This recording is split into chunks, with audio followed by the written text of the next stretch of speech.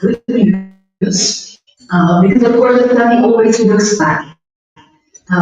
We can't look into the future, but we analyze for 5 African countries: Kenya, Uganda, Burkina Faso, Senegal, and the Democratic Republic of Congo. We analyze how much money that is being earmarked as contributing to agriculture.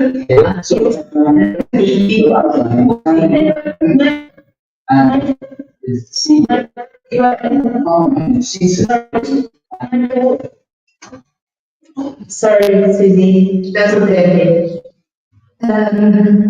So, in short, on average, we see that about 30% of European development aid that is going towards agriculture is managed by DG IPA, so by the international partnerships. And when analyzing what is the quality of the projects that DG IPA is supporting, we see that these projects that are being financed by them are largely supporting agroecology. So that is the good news.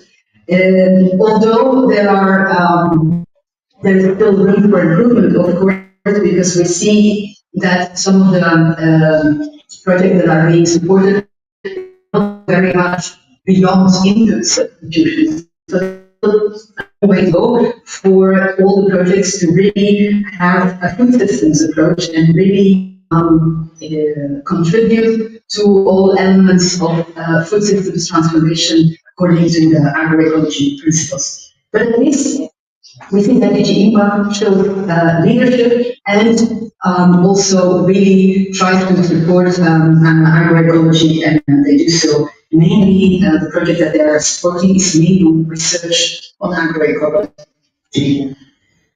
When we are looking at these different EU delegations, so in each of the countries there's also a delegation of the European Union present, who also has a budget to finance projects. And then we see that it is already a much more diffuse setting.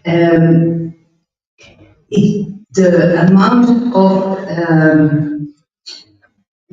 programs that are really supporting agroecology at EU level depend very much on staff leadership, the national political will of the countries that they are working in, and on bilateral initiatives from the member states, from the European member states. So it is a bit of a diffuse picture that I'm showing here.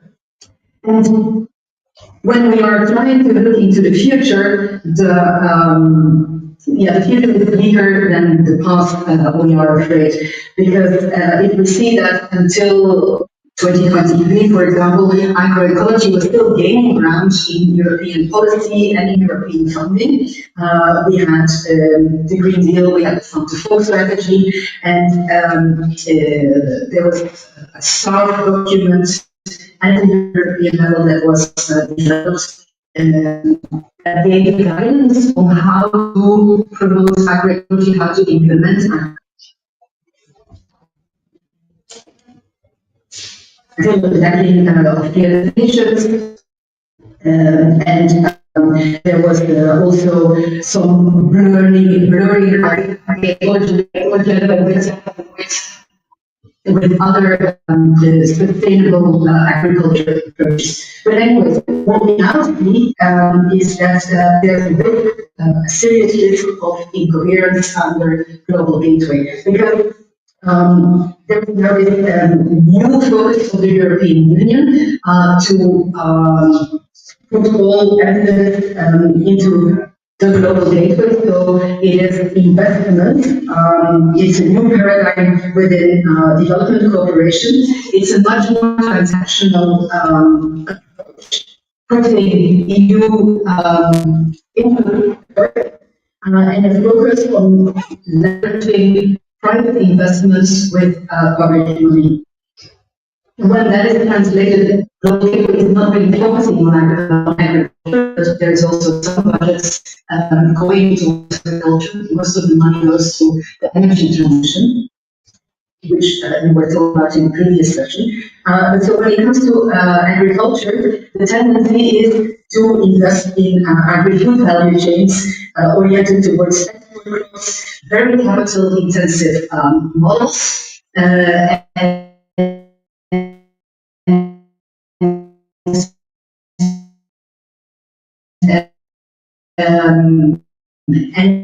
and so we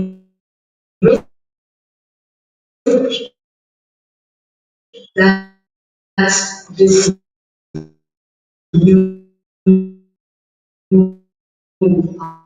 uh,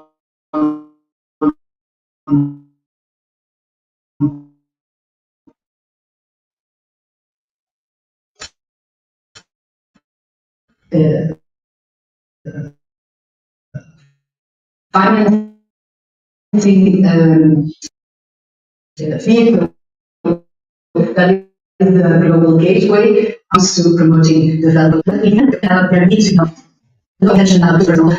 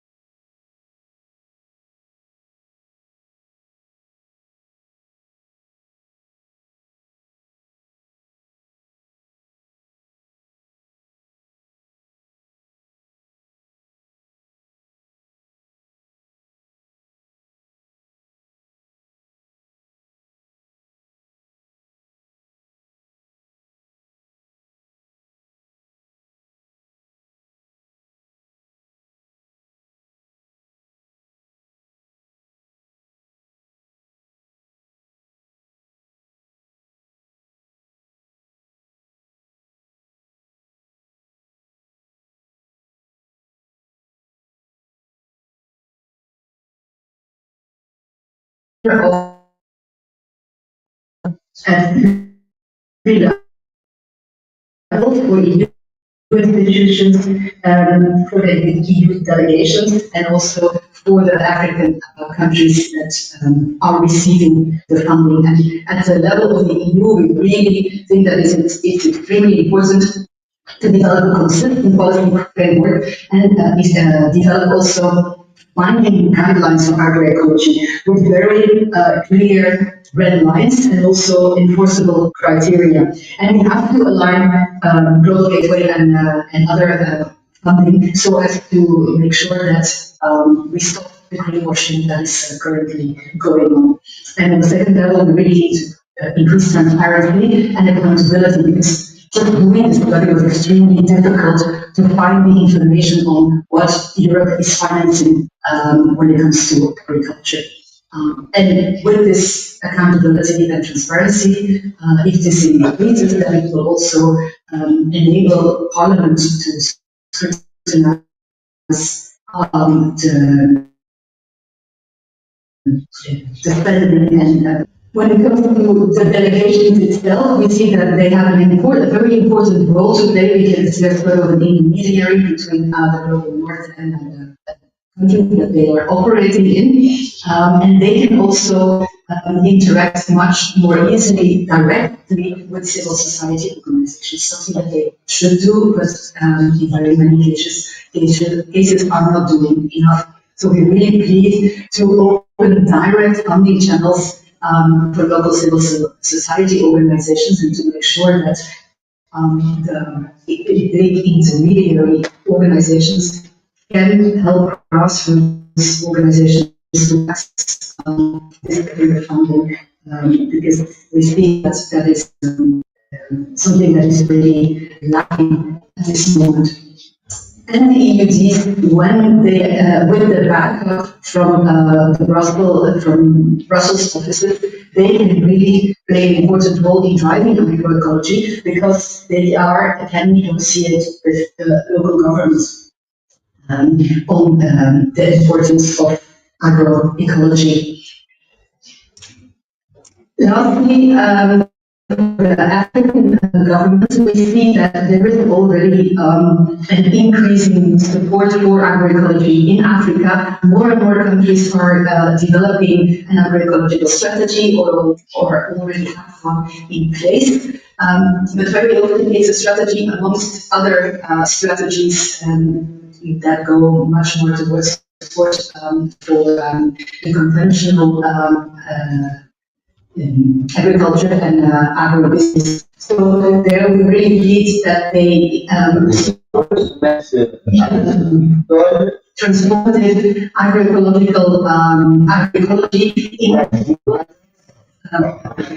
in very much oriented local production. 1 second, Steve. I think there's an issue with the translation. Okay. Yes, I received the information of the host and the interpretation, but I don't know who to attach, so give us 1 second. English? Yes, please.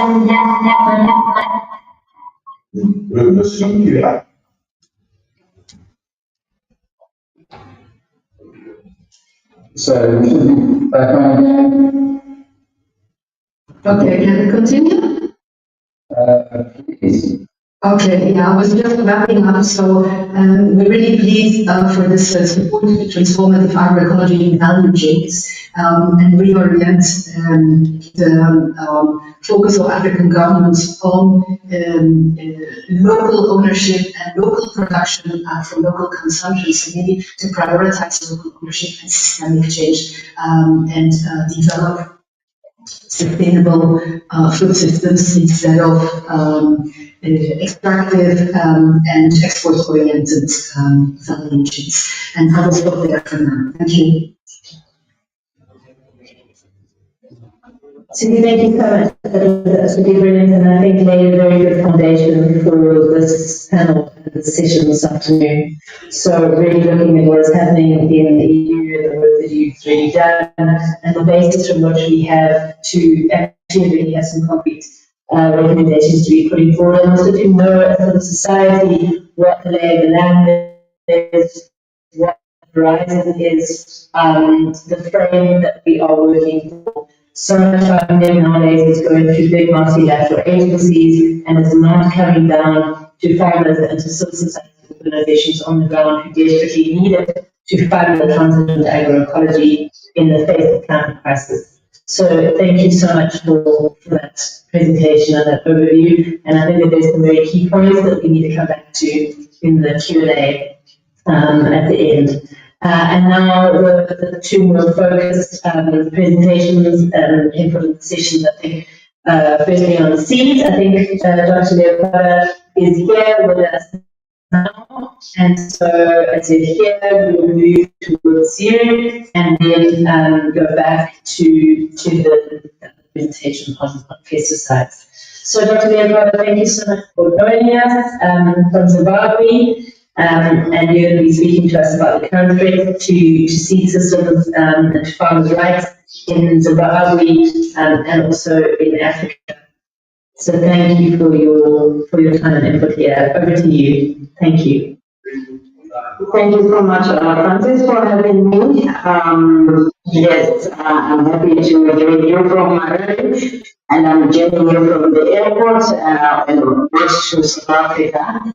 I hope I can be with you until we finish the discussion. I'm going to give a brief report on why in Zimbabwe we feel that COVID-91 and the related seed loss pose significant threats to farmer managed seed systems in Zimbabwe. I'm also a farmer, and my entire life as a smallholder farmer, I've never been to buy rice seed from the shops, from the big suppliers, you know.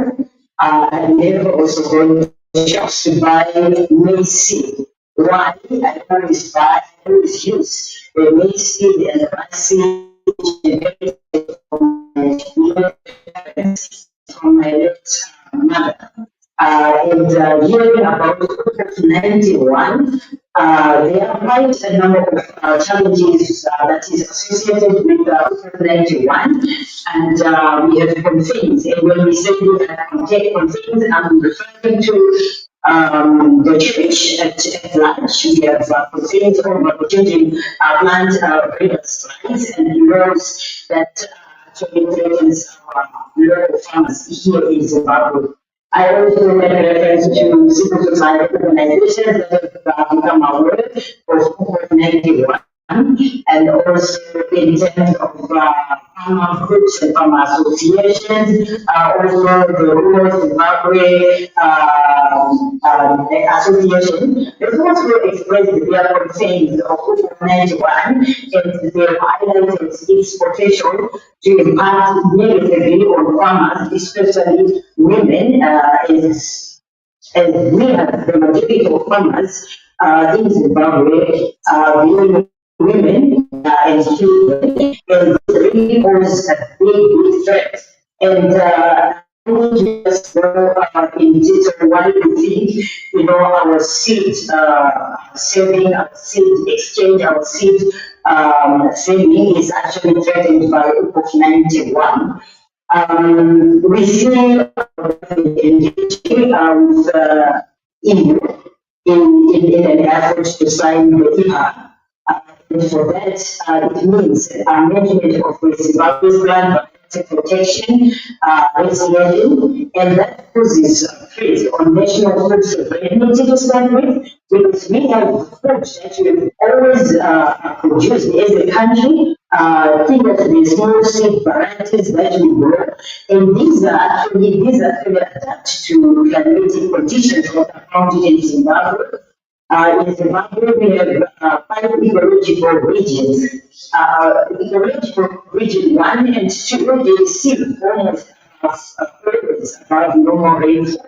Whereas the ecological regions 3, 4, 5, these are areas which normally receive erratic rainfall, for ecological region 3, and for 4 and 5, even erratic rainfall. In such regions, you can't grow these national varieties that is actually advocating for. Small grains actually are tolerant to the climatic conditions in those ecological regions. The other threat, besides our food sovereignty, it is also the farmers' rights to sell and exchange traditional seeds. Our farmers have food for a very long time been selling seeds, and they even have what we call seed banks. Any type of seed, any traditional seed, you can't find it in these agribusiness shops here to rural communities and bring seed banks. Keeping seeds, and everyone wants to have those seeds.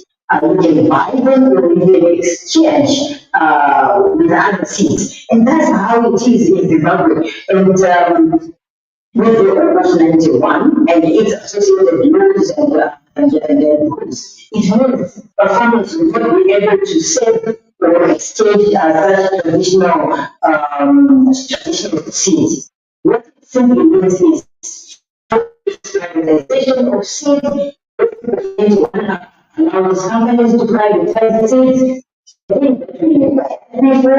that will restrict our rights as farmers, and me included, because I am also a farmer, and I'm using seeds that I inherited from my parents.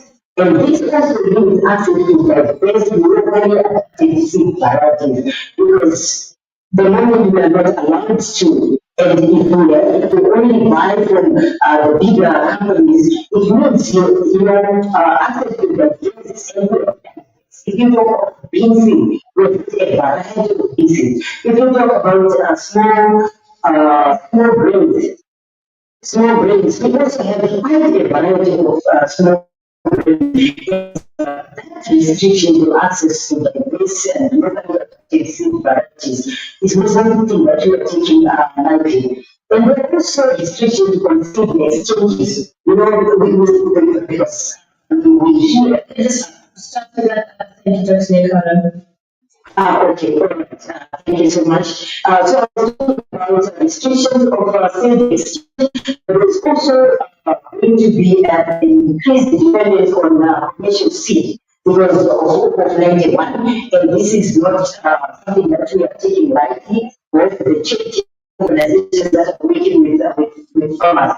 There's also the unionization of farmers, through the new laws that will come which are embedded in the paper. And use of biodiversity, we are quite aware that COVID-19 prioritizes commercial varieties, and that means moving to monoculture.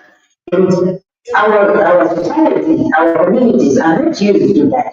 And that will potentially lead to loss of traditional locally adapted seed varieties and biodiversity. And then that is worrying us quite a lot. And therefore we've engaged with the church, we've engaged and we even want to engage with the relevant minister and the portfolio colleagues to discuss and to share with them our concerns regarding of 91. I think for now, here, with the specific questions relating to what we want to say or what we want to discuss with the minister, I'm here and I can answer some of the questions. Thank you so much.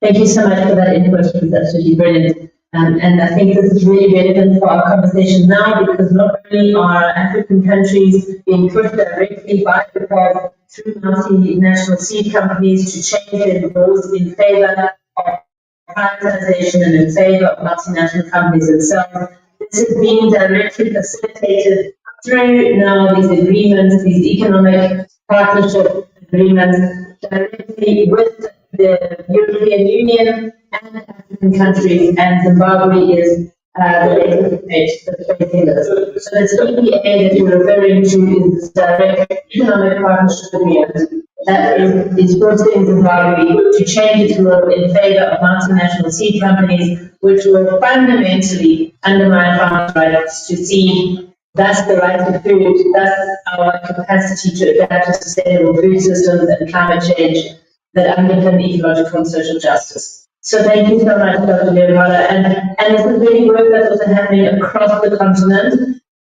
with a lot of support from our European NGOs, society partners and faith communities. So it's a central discussion in this conversation now. And I know that Tamara from AXA is also here with us and can give more information, I think, in the Q&A time about the work that's going on in other African countries around the Seed is Life campaign, supporting farm management systems across the continent. So thank you so much for that input. I would really like to hand over now to our last panelist, Yutis Karai from the Kenyan Organic Agriculture Network, I'm correct, who's going to speak to us about the community pesticide issues now. So the community, the perspectives on pesticides. So thank you so much. Kenyan Organic Agriculture Network. Is Peter, you here with us? Yes, thank you very much. Thank you. Thank Yes. you. We can now. Thank you. Okay. Thank you very much for having me and the opportunity to share our pesticide advocacy work. My name is Yuki Zikeri, we're working with Kenya Organic Agriculture Network. It is a network that brings together organic stakeholders in Kenya. And part of our work includes advocacy, and advocacy against toxic pesticides. And promoting alternatives is among the work that we do. I'll share some of the things that we've done and also some reports that we did, what we have done on the pesticides.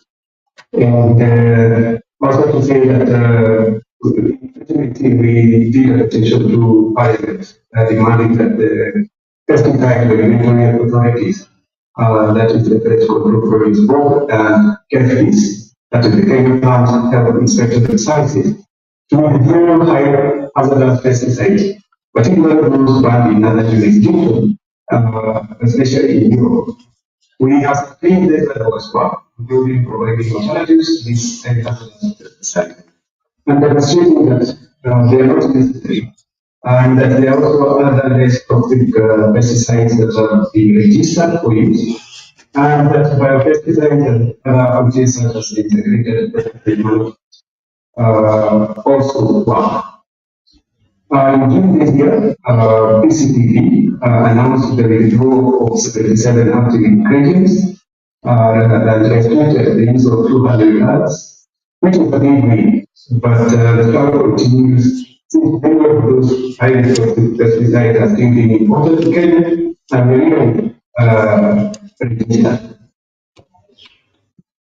This month, we also launched a study which we did together with Swedwatch. Swedwatch is a Swedish environmental organization, and the study highlighted how European companies export pesticides in the EU to countries with weaker rules at the scale. The report exposes a global pattern of toxic double standards and calls for the production and export of these pesticides, and also demand that the European policymakers, as well as manufacturers of these pesticides, also take responsibility. The reason is why most of these pesticides are prohibited for use within the EU is due to their proven harm to the human health or environment, or their toxicity to pollinators. Yet the current EU legislation still permits the production and export. A striking example of double standards. And this practice undermines human health and can have also disastrous impact on human health, the local environment, and the local environment for the importing countries. And because of these double standards on biodiversity, human health, and likelihood to document the widespread effect, particularly on the Kenyan farm workers and the communities. We did interviews some of the farm workers and the farmers who described a wide range of symptoms from eye to skin irritations to breathing problems and even food poisons. We also did interviews with health professionals who reported increasing rates of diseases such as cancer that could be attributed to exposure of these toxic pesticides. And the risks and what we found in Kenya, or what we find in Kenya, is also mirrored in other countries, particularly those in Africa and in other parts of the world that have low or medium income cases. And when we grow crops for export and we use these pesticides, they are usually rejected, particularly in the EU. But the petrochemical crops exports among our main contributors of the Kenyan GDP. And in the recent years, the number and the roles of intersections has been increasing. And when these products are exported, they are usually checked at the EU borders for maximum residue levels. And if those pesticides are detected, or if the MRL are exceeded, and then they are destroyed to the exporters' costs.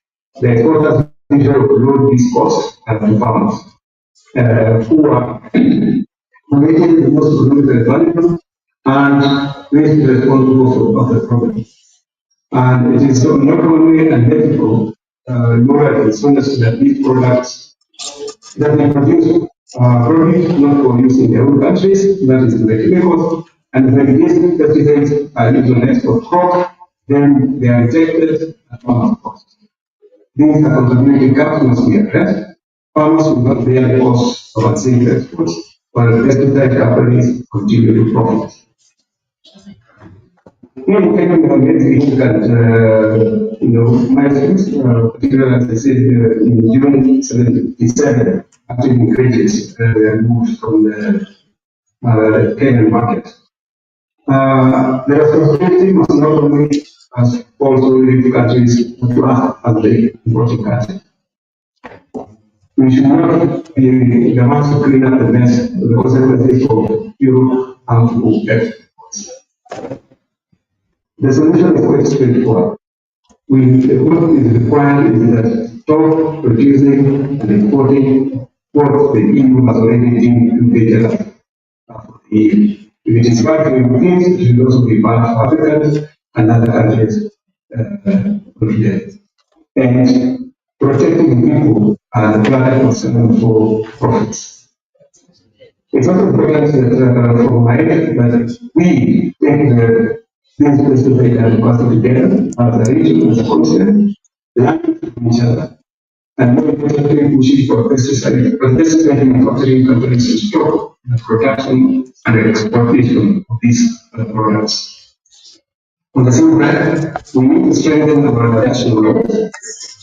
Begin to wrap up, please. Thanks. Yeah, I'm actually wrapping up by saying that we need to strengthen our national laws to ensure that HPPs are not imported, unless the management of the water that is also improved. Thank you. I want to say many thanks to the organizers and for bringing us and giving me an opportunity to share with you as the main dedicated. Thank you. Thank you so much, Mr. And really, the Kenyans are leading a struggle that we're all facing in Africa. Pesticides are something that is only increasing, and there is a huge amount of dumping of toxic pesticides in Africa, in fact, from all over the world. But the fact that these are very much banned in the EU and still being very deliberately funded and driven into our agriculture systems very systematically is a complete moral injustice. And so this is really, really important that we work with our European partners to collaborate on stopping this. And once we can stop this trade, there's a whole other way. Building the capacity of our national agencies to regulate the pesticides that are coming in from Europe, build the same capacity that we need to regulate the other pesticides that are coming in from China, from India, and the rest of Africa, traded amongst Africa, that really are killing our food farming systems and our ecology, and making us incredibly, incredibly sick. So thank you so much for that very, very important input. And strong recommendations from Kenya. It's a very broad campaign that I think we're all behind. So thank you. Without further ado, I would like to, I'm not going to go back to the speakers now. I would like to just open up for some questions and some responses from the floor. I've already seen a few comments in the chat. If you have any questions, please do raise your hand if you would like to speak directly. Otherwise, perhaps I have one already that I did look at for Susie, so that maybe we can start with Susie and then we'll create some other questions. So really looking at the Global Gateway and other funding instruments and partnerships within Africa, are there any efforts by the EU to ensure that the governments in Africa are also being held accountable to some of the broader commitments that we are making as a collective? And kind of the what is the EU, how is the EU supporting, or in your opinion, strengthening or weakening African long-term food sovereignty and self-reliance? If you could speak a little bit to that, that would be fantastic. Thank you. Yeah, thank you for giving me the floor. A complicated question, not a straight answer to be given. Europe always said that it wants to have high standards, but in general, what we see is that, and it's exactly the same with the pesticides. They put very high standards for their own citizens to protect health and environment within Europe. But when it comes to actions abroad, there's a double standard, and it's things that we prohibit to use in our countries. We still export abroad. The pesticides are a very good example, but the same goes for other things. in the area of agriculture, we are putting a bit of our hope into forthcoming operational guidelines on mainstreaming agroecology within the value chains that DG INPA is producing, and that would help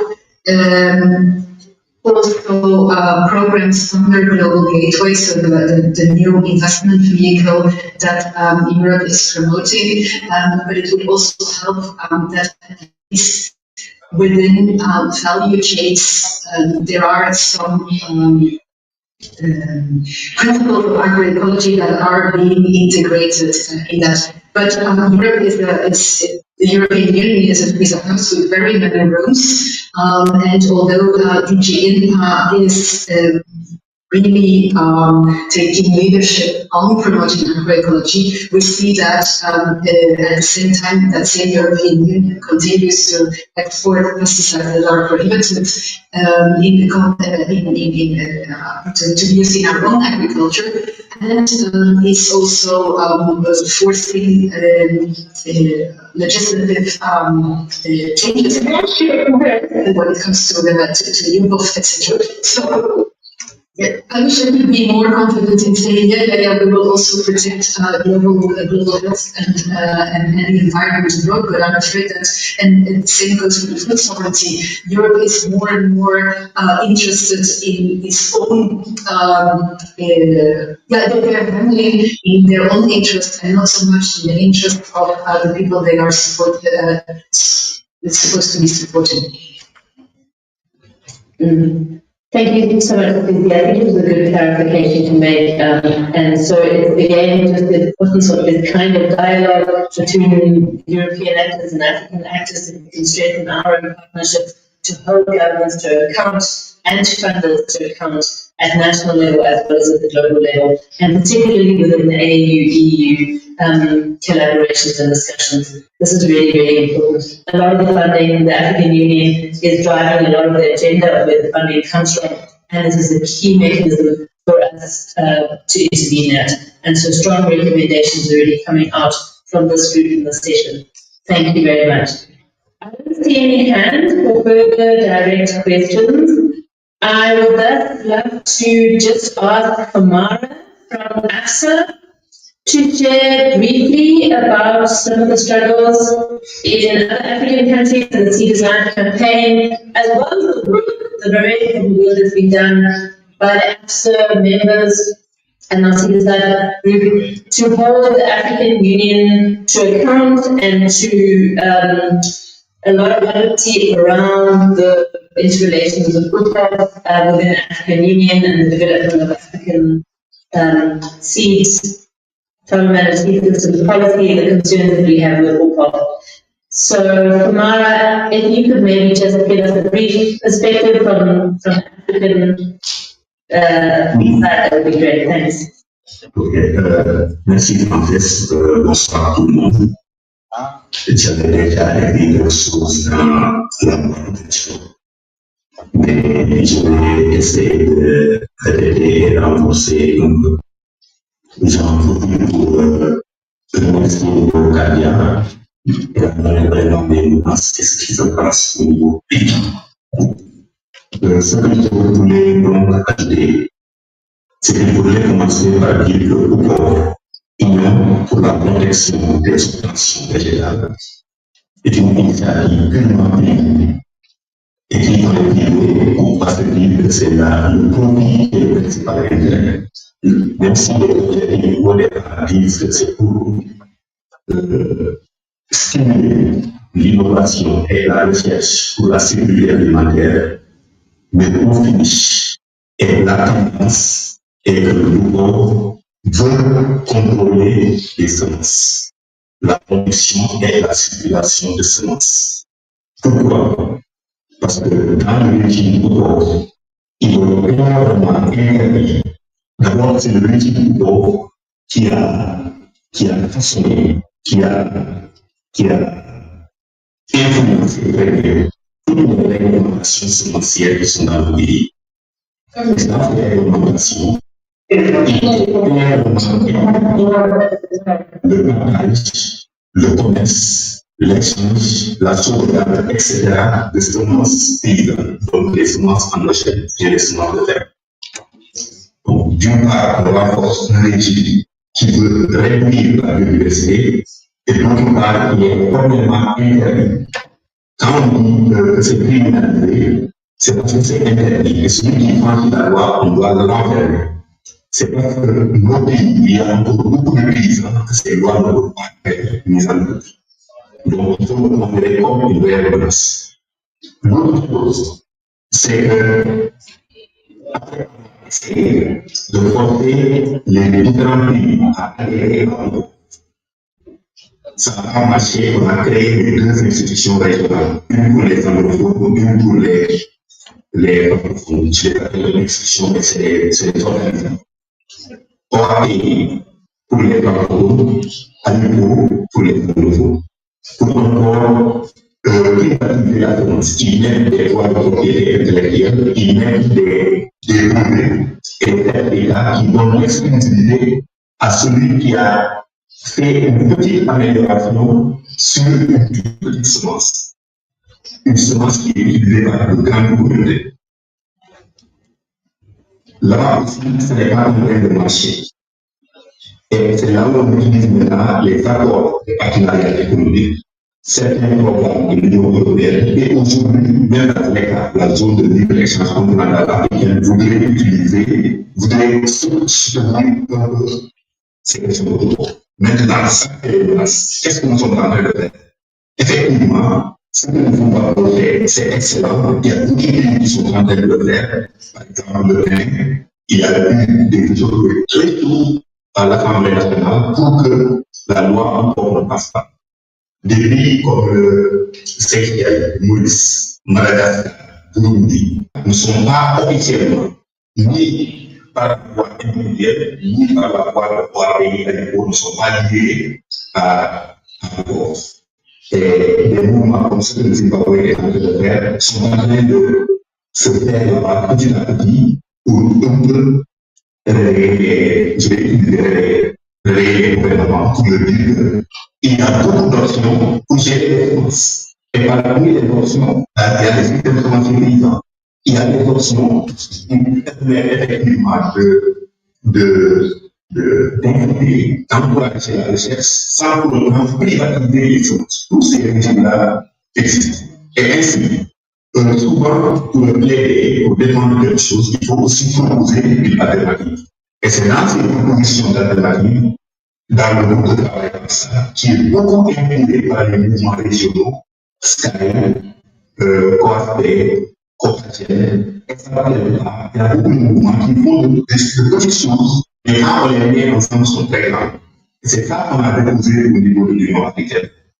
Quand on était en train d'écrire pour les systèmes semenciers, parce que il faut le dire avec beaucoup de fierté, dans le nouveau plan de développement détaillé de la République africaine, il faut voir les systèmes semenciers. Et nous avons travaillé ensemble dans une commission restreinte pour proposer un cadre politique. Et dans les discussions, dans cette politique, il y a déjà une base qui, si peu, va être commencée à mise en œuvre à partir de janvier 2010. On discutait autour. Et les gens qui étaient dans ça ont dit qu'il faudrait qu'on sorte de pouvoir.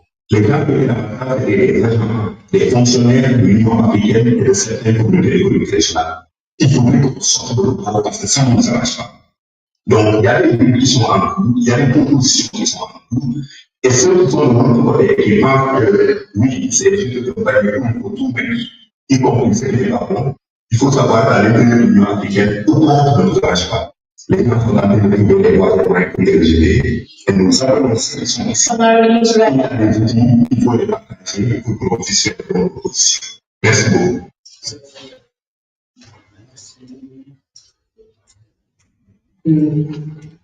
Indeed, thank you very much, Kamara, and I think everyone here, please do keep in touch with Kamara. You can reach Kamara, you can reach myself, others in Southern Africa around this campaign around farmers' rights, which is very timely work now that's happening within the African Union. So please do keep in touch about this very important campaign going forward. So thank you so much, Kumara, for giving that little bit of an overview. We are running very much out of time.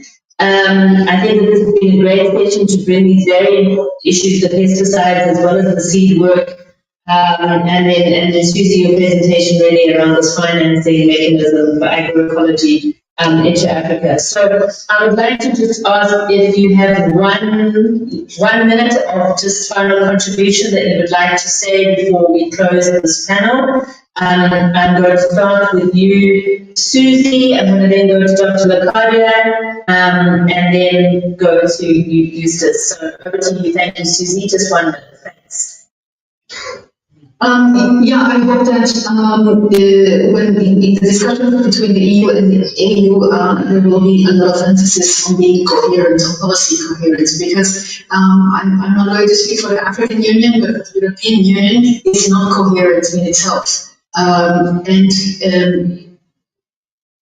When you are talking about sustainable food systems transformation, there's not a million transformations that can go. If you really want to be truly sustainable, then the way to go is agroecology. We all know it and it's been acknowledged. But the European Union doesn't have the guts to make that choice in the long term and to really work towards it. And I really hope that people will find the courage to policymakers will find the courage and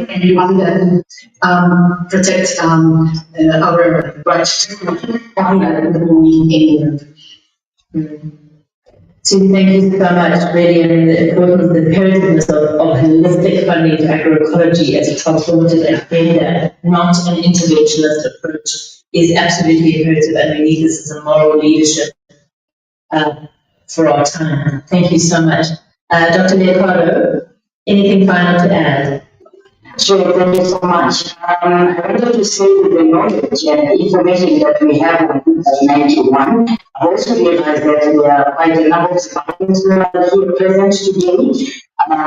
It's one thing to be aware of what is happening and also to confirm around the group of 91. But what is critical at this point in time is for us to join hands and have a strong force to actually work towards the removal of this undue requirement, which we find in the draft of EU EPA, which harmonizes with EPA. But if it removed, if it should just be removed, I know government is already worked or has made some steps, but we should raise our confidence, and we can only do that collectively as Zimbabwe. Thank you so much. Exactly. Thank you so much, Dr. Lekola. And I think we really look forward to working together next year. Everyone here from Zimbabwe later will be presented in a government policy meeting by farmers next year in early January by Sky Partners in Zimbabwe, and we're really looking to partner with like-minded organizations to really carry this agenda forward. Really strongly. It is the foundation of food and farmers' rights and cultural systems in Zimbabwe. It's absolutely imperative. So thank you so much, Dr. Lepadia, and everyone here. Please do continue to be in touch on that issue. Thank you. Lastly, anything from you, Steve? Thank you so much. One last point from you. Yeah, last point, we have guided all of us that we join hands and amplify our voices. So that we have these toxic pesticides and these type of standards stopped, and we can make it as a region, as a continent, and yeah, collectively we're going to be. Thank you so much. I think that's a really great ending, and I think that there's a number of campaigns around at the moment that we can all sign up to support the and the bigger campaign about stop the toxic trade into Africa. So I think we can share those links here and we can continue to be in touch on that. So really, I mean, this has been a very important panel really looking at exposing the threats by and related seed laws that are really undermining farmland systems and biodiversity on our continent. We're really looking to ban very concretely the export of highly hazardous pesticides from the EU that's sort of pushed into our region, and really look to our leaders for leadership on that, and advocating for EU public funding to holistically support agroecology, the transformation agenda. So thank you all for your time. Thank you for being part of this very important session. And I'm going to hand back over to Selena to take us into the next session from this afternoon. Thank you all very much. Great, thank you, Francis, for this great session and great moderation, and also for your amazing timekeeping capabilities. So without further ado, we start the third and last session, which will be a little bit shorter than the prior two sessions. So we will have another 45 minutes of panel talk and a brief exchange. And that will be it for the rest of the day. So the last question today will be on the topic of debt and reparations. And in this session, we will have three objectives that we want to raise. We want to firstly show the link between historical injustice and current structural dependency by highlighting how slavery, colonialism, and resource extraction have created enduring moral and economic debt that shape Africa's present-day vulnerabilities. Secondly, we also want to advance on this talk a more multi-dimensional reparations agenda by framing how reparations go way beyond financial transfers, and how it has to include land restitution and ecological restitution, among debt cancellation and other institutional reforms. And then lastly, in this session, we aim to mobilize the AU and EU partnership for transformative action, so that we can identify strategies how European and African actors can operationalize the matter of reparations through coordinated advocacy, policy shifts, and solidarity, and so that we can ensure that AU and EU have a lasting cooperation that address these power imbalances. So for this, we have four wonderful panelists with us today, which I would like to introduce to you briefly. So we first have Dr. Boniface Mabanza, who works as a consultant for the Ecumenical Service of Southern Africa at the Werkstattökonomie in Heidelberg in Germany, where he focuses on trade policy, raw minerals policy, and globalization. And in addition to that, he also works as a trainer and advisor on anti-racism and decolonialization processes. Secondly, we have Francesca De Gasparis, who is the executive director at SAFTE, where they work on the energy and food network, and this relates to climate policy and governance. The aim of SAFTE is for faith communities to build resilience and to live in harmony with nature. Our third great panelist is Reverend Father Louison-Emerick Bisilambila. He's a Catholic priest, and he currently acts as chaplain to the African Union Commission, and he also is the SICAM AU liaison officer who's based in Addis Ababa in Ethiopia. And then lastly, we have among our panelists Dr. Patrick Ndansa-Olomo, who is the Director of Economic Development, Integration and Trade, and the Head of Economic Policy and Sustainable Development at the African Union Commission. So have a very warm welcome to our panelists. And without further ado, I would like to pass the word to Dr. Boniface Mabanza, with the question of why are we talking about reparations and what exactly are we talking about?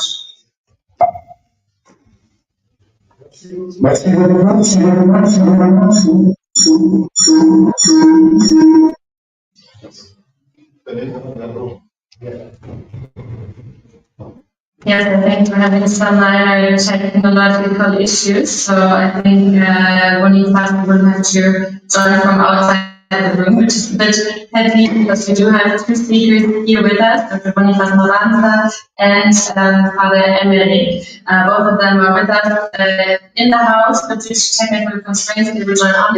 However, note that they are in the room and afterwards they are there and willing to exchange and work with you. So now, Boniface, I see you found a place. Please go ahead. J'espère que c'est mieux maintenant, vous pouvez m'entendre. C'est bien? Ok. Yes, nice. Alors, je préfère faire ma petite contribution en français. Je pense que depuis ce matin, je dans toutes les interventions de cet après-midi, nous avons entendu parler de facettes de l'organisation. Et pour le rappeler, parce que c'est le point de départ pour parler des réparations, la colonisation a été un moment de destruction pour l'Afrique. La colonisation a détruit les systèmes de connaissances. La colonisation a détruit la nature d'une forme d'écocide. La colonisation a détruit les mémoires. Et la colonisation a aussi détruit ce qui pourrait être le futur profit de l'autonomie. Et la colonisation est beaucoup plus que cela. C'est aussi un système centré sur l'économie. Au centre de la colonisation, c'était le système d'extraction des richesses, des matières premières de l'Afrique qui étaient transportées dans les fameuses zones. C'était aussi un système de transfert des finances des pays colonisés vers les pays colonisateurs. Tout cela, destruction des connaissances, des mémoires, de la culture, mais aussi pillage matériel justifierait en soi déjà les réparations. Et je pense que lorsque nous parlons de colonisation, nous ne parlons pas de réparations, nous parlons d'anticipation. Nous parlons d'un système qui continue sur différentes formes. Nous avons entendu parler des accords des partenariats économiques. On peut créer maintenant un système de semences. Nous avons entendu parler de toutes les initiatives qui sont prises en fait pour garder l'Afrique dans l'échelle de la catégorie.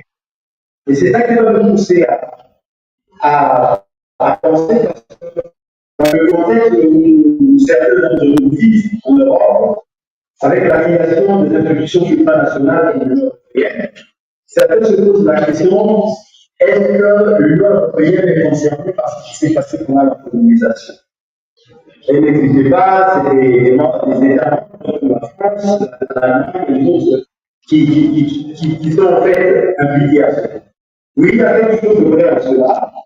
En Allemagne, je vis en ce moment, nous avons une campagne qui concerne le génocide allemand en Namibie. Nous essayons de mobiliser les institutions allemandes pour leur dire, par la colonisation allemande, 80% des compagnies ont été éliminés, 50% de nappes ont été éliminés, leurs terres ont été confisquées, leur bétail a été confisqué ou tué. Tout cela demande réparation parce que lorsqu'on voit la situation de ces populations aujourd'hui, elles ont été décidées de leur terre à Namibie aujourd'hui, la population blanche qui représente moins de 10% de la population possède plus de 70% des terres rares.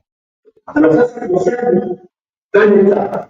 On peut dire ça de la France, on peut dire ça de la Belgique, on peut dire ça de Portugal. Mais ce qui est important à savoir dans cette phase que nous vivons, c'est le fait que le puissance coloniale existe leur influence, non pas seulement par leur institution nationale, mais aussi par toutes les institutions où elles sont impliquées. Donc, vous tenez l'Union Européenne, par les accords économiques, par les accords d'investissement, l'OECD, l'Organisation mondiale du commerce, les institutions financières internationales, la Banque mondiale, le Fonds monétaire international, le G20, mais aussi le G7. Toutes ces institutions contribuent à maintenir des logiques coloniales. Et donc, écarter toutes ces influences pour se focaliser sur les États membres, les États qui ont exercé la colonisation guerrière, ça serait via la mobilisation de ce qui est au fait la substance, j'ai reviendrai, c'est changer le système. Ça veut dire donc changer cette vertu de focalisation sur les États qui ont fait la colonisation guerrière. Ça veut dire changer les objectifs centraux des répartitions. Et elle concerne la transformation des institutions et assurer que l'exploitation telle que nous la vivons aujourd'hui ne puisse pas continuer. Donc, vous voyez donc cette petite contribution et le critère d'implication directe derrière lequel se cache l'Union Européenne, que ce critère ne faut pas parce qu'il ignore des mécanismes structurels par lesquels l'exploitation est maintenue dans un contexte post-colonial. Dans le cadre conceptuel des réparations adaptées au contexte d'aujourd'hui, la prendre en considération la gouvernance du plan national, la complexité des chaînes d'approvisionnement et les dynamiques des coopérations d'anciennes puissances coloniales au sein de l'Union Européenne. C'est seulement en confrontant ces dimensions systémiques que les réparations peuvent atteindre ce qu'on s'en c'est-à-dire transformer les institutions et les logiques de coopération pour assurer que le passé violent ne se perde plus. Je vous remercie.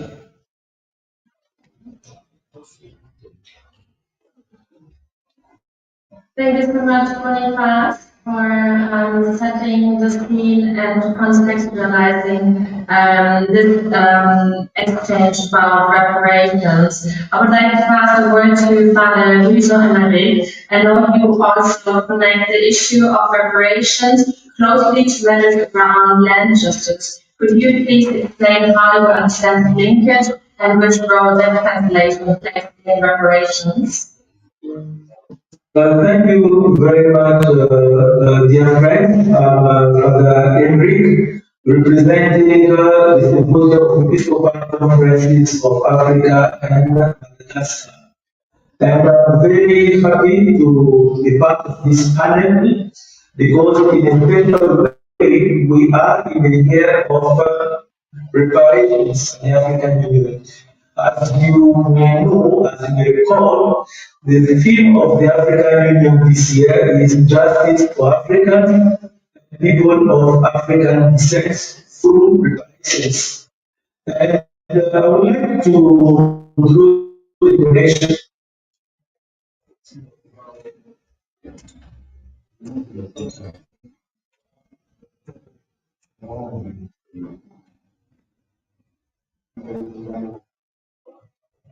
And Father Emerick, I think we lost you.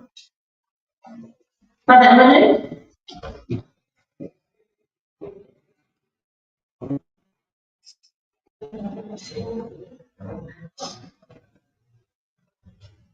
Okay, looks like we lost him.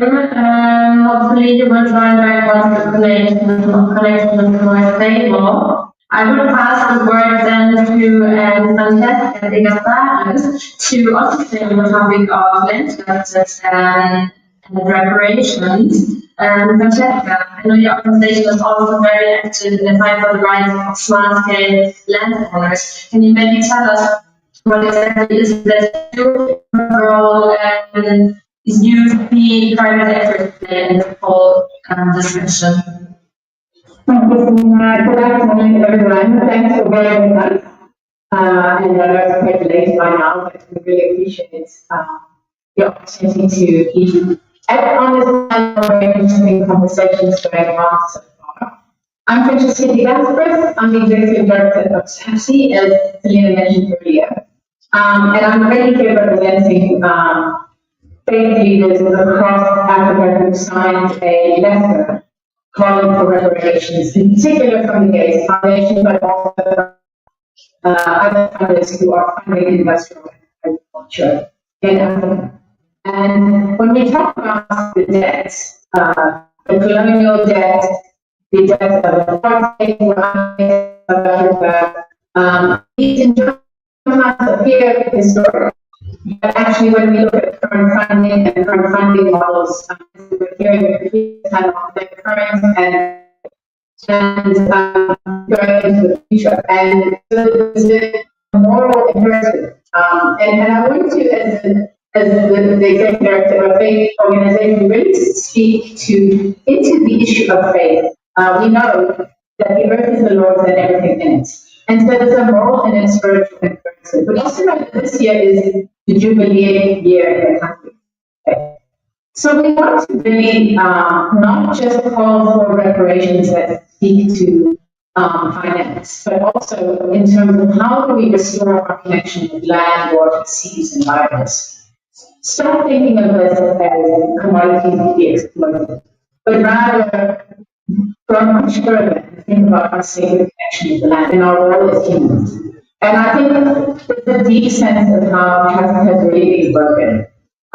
It's from people like me who came to Africa, white people who wrote the Bible, people who continue to do that. And in particular, we're looking at the funding models that are funding ongoing destruction of farming practices, dispossessing people from their intellectual property. And long we've seen this disparity between what is thought of as intellectual rights, intellectualism, and a disregard of the African intellectualism, the African knowledge, and the African tradition, both in terms of the faith, but also just really for what our small-scale farmers are doing, and how they are feeding our nations, how they are feeding our continents, and the way that they connect into nature, the coded wisdom of their seeds, and how they care for their seeds. This is a deep spiritual connection, not just the knowledge system, but also a way of being a part of the ecosystem in communion. So I think the depth of the economic injustice is huge, and I don't want to minimize that in any way, and how that strips us of dignity and rights to live in harmony with nature. But also there's the unpaid moral debt, the unpaid logical debt, and these things are often not costed. So that's why we really are so pleased that, over 600 faith leaders have stood up and signed our letter directed at the Gates Foundation. It's the second letter we've written to them. The last time they consulted with us, actually what we want to do is build a movement that actually speaks to lived reality of communities, of farmers. We feel that faith leaders in particular need to speak up, but of course everyone is welcome to sign the letter and to get involved and to really bear witness to the kinds of destruction that's happening in their lands with their people. So we don't believe that reparations are a random demanded. In fact, it's just really about trying to address something which long has been outstanding. And I do feel that the EU has got a very powerful role to play. We're seeing at COP30 going on in Ghana at the moment that there's this push, very, very heavy push by our corporate leaders to really continue to commoditize nature. And so it's very important that we actually don't accept this sort of minimum requirement of a carbon market approach. Anything else, let's not diminish what we're asking for just to finance, because that diminishes all of us. So I really want to speak strongly to this, to the faith perspective of repentance, of restoration, of healing and renewal. And I think that's what we want to be seeing. What's been expected from Africa What's been happening in terms of our soils, our labor, our seeds, and our futures. We need to shift this power. So, I'm really honored that I got a chance to speak on this panel. I would love to share more about why it is that we've done this work. It's in partnership with NASA and many others who've done the research into why industrial systems are being so destructive in Africa. So our approach, while I'm speaking from a great perspective, is based on science and evidence from communities that we're not seeing poverty being addressed. Agriculture. We're not seeing people become rich from industrial agriculture. We're seeing this is creation of the elite and leaving everyone out, including nature, which should be central to our work and our efforts. So yeah, for faith leaders, I think the most important thing for us is to continue in our prophetic mandate, which is speaking to power, to speak up for those most vulnerable, and for nature whose voice cannot be heard. Thank you so much. Thank you so much, Francesca, for your words. I'm speaking for and then he came back online, so I would like to give back the word to him, and so he can make his claims and elaborate a bit further on his perspective on how the issue of reparations and land justice interlink. Before we give the word then to Dr. Patrick Lumo, who will give also a contextualization from the EU side. So please, Patrick, you have the word. Thank you very much, Selena. So since we are talking about the reparations, I'm glad to announce that my connection line has been repaired. So that is how we should also repair our continent. And it is very much in line with the theme of the year. So I want to say that President Macron was the president of France. The president of France was born after colonization. I've been telling Africans, why have we been talking so much about colonization when all of us, at least the students we were dealing with, were born after colonization? So we should focus on issues of today. And I also want to mention that there are people, very activists on social media, like American Candace Owens. She has been against the very idea of reparations because for her it doesn't make sense. Well, the good news is that the things that happened in the colonial system, they left a lasting impact, which can be developed today. So we have to acknowledge that there is the moral debt of slavery and colonization, which is not just a human debt, but it's also debt related to the land. And I'm happy that my two predecessors have mentioned that one. So, African people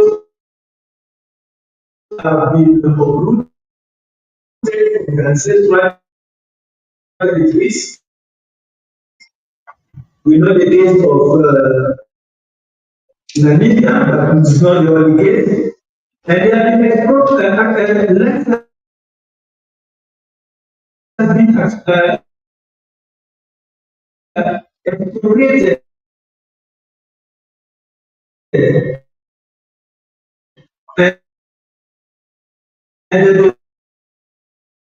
the fact that is concentrated in the hands of the few. As a result, Africans have been left with degraded ecosystem. They want to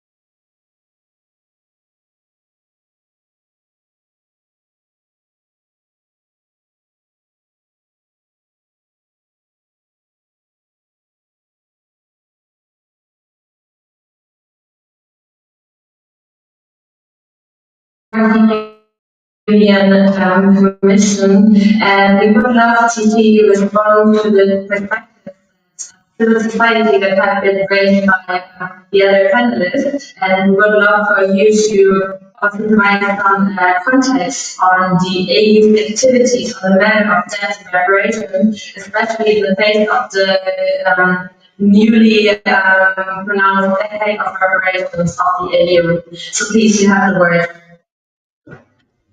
Thank you. Thank you very much, and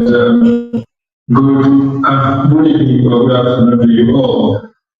It is important to have the discussion today ahead of the African Union, the European Union Summit.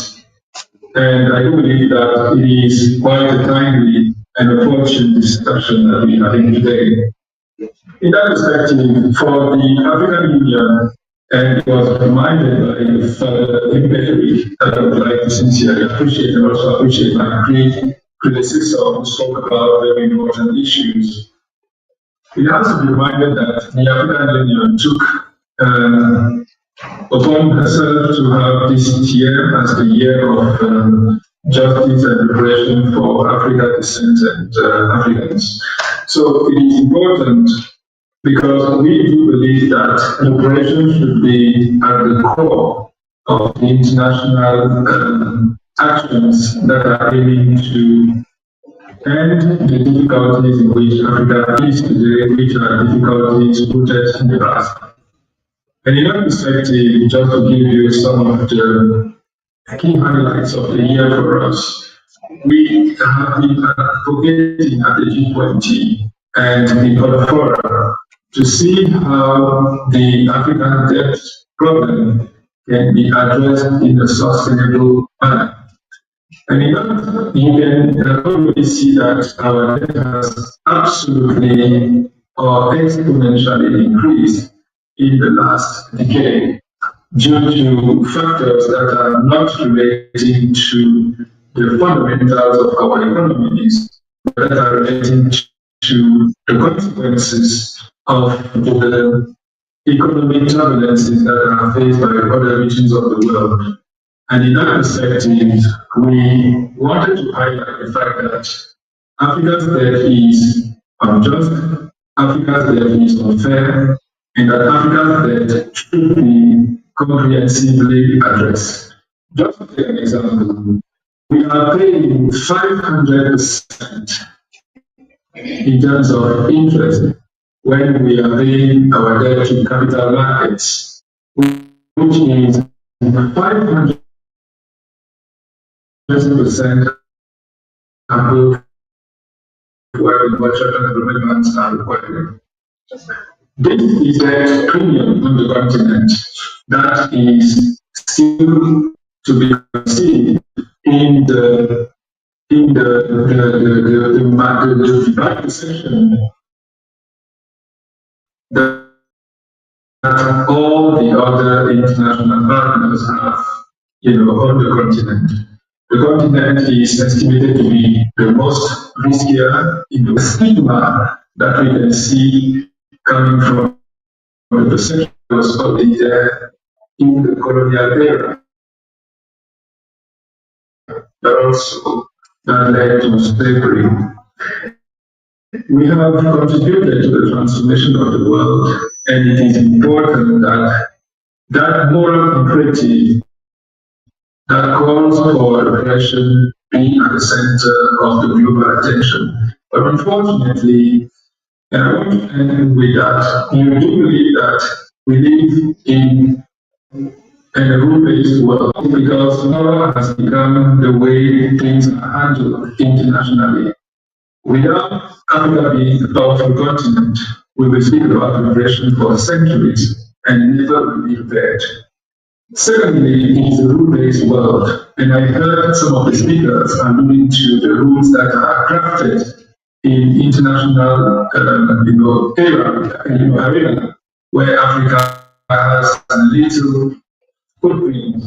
For instance, at the OECD, our African countries who are participating to shaping international tax cooperation, for instance, are not participating on an equal footing, which means that the resolutions or the decisions that are made there are certainly not in favor of Africa's development. And that is what we're trying to work to denounce and to try to shift the narrative of international tax cooperation and also get sustainability at the United Nations, even though the United Nations also has own weaknesses. But there is need for us to have a comprehensive approach on how we are dealing with these issues.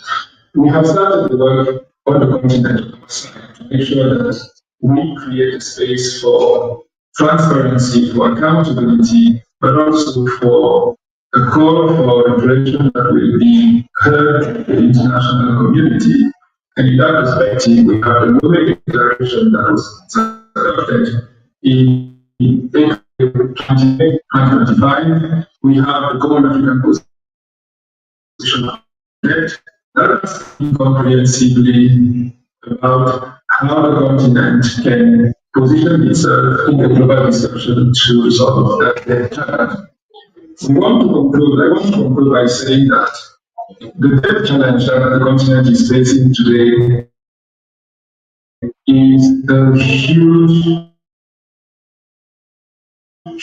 development challenge, because all the resources that we are collecting are not used to finance social sectors such as education, health, and even agriculture, as we spoke about agriculture, and even development at large. Service the debt, and as I said, we are paying 500% of interest, which means that there is an imbalance here, there is unfairness, and there is lack of transparency in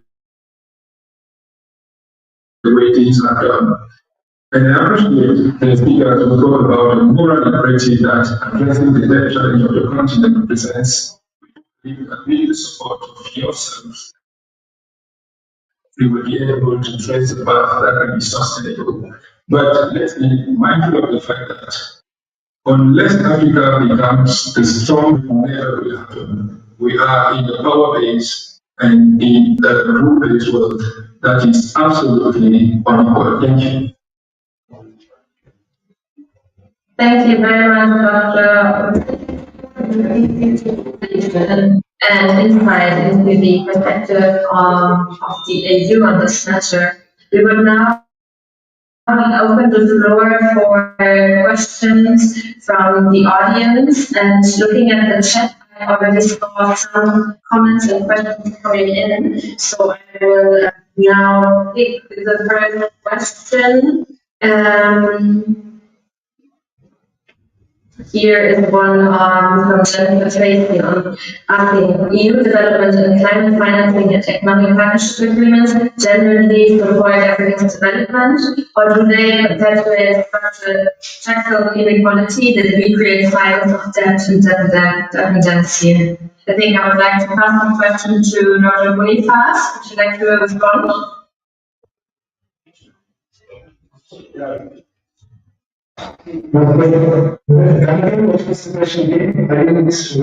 Absolutely, no worries.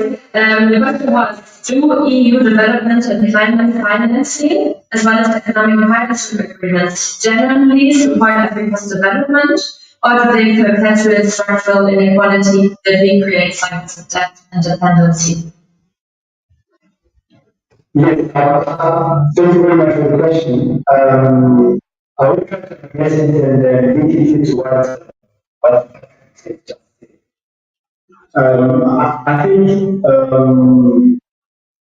many panelists today have already highlighted the kind of measures we see from the European Union when it comes to addressing climate is what, how can you call it, greenwashing. It's a kind of creating a order through which things remain the way they are in Europe. It means the climate change remains change from fossil fuel energies to renewable energies. And for that, which also has made a role dividing fossil fuel energies, has to take the other role now by providing land for the production of solar energy, wind, and green hydrogen. And by doing so, the roles remain the same.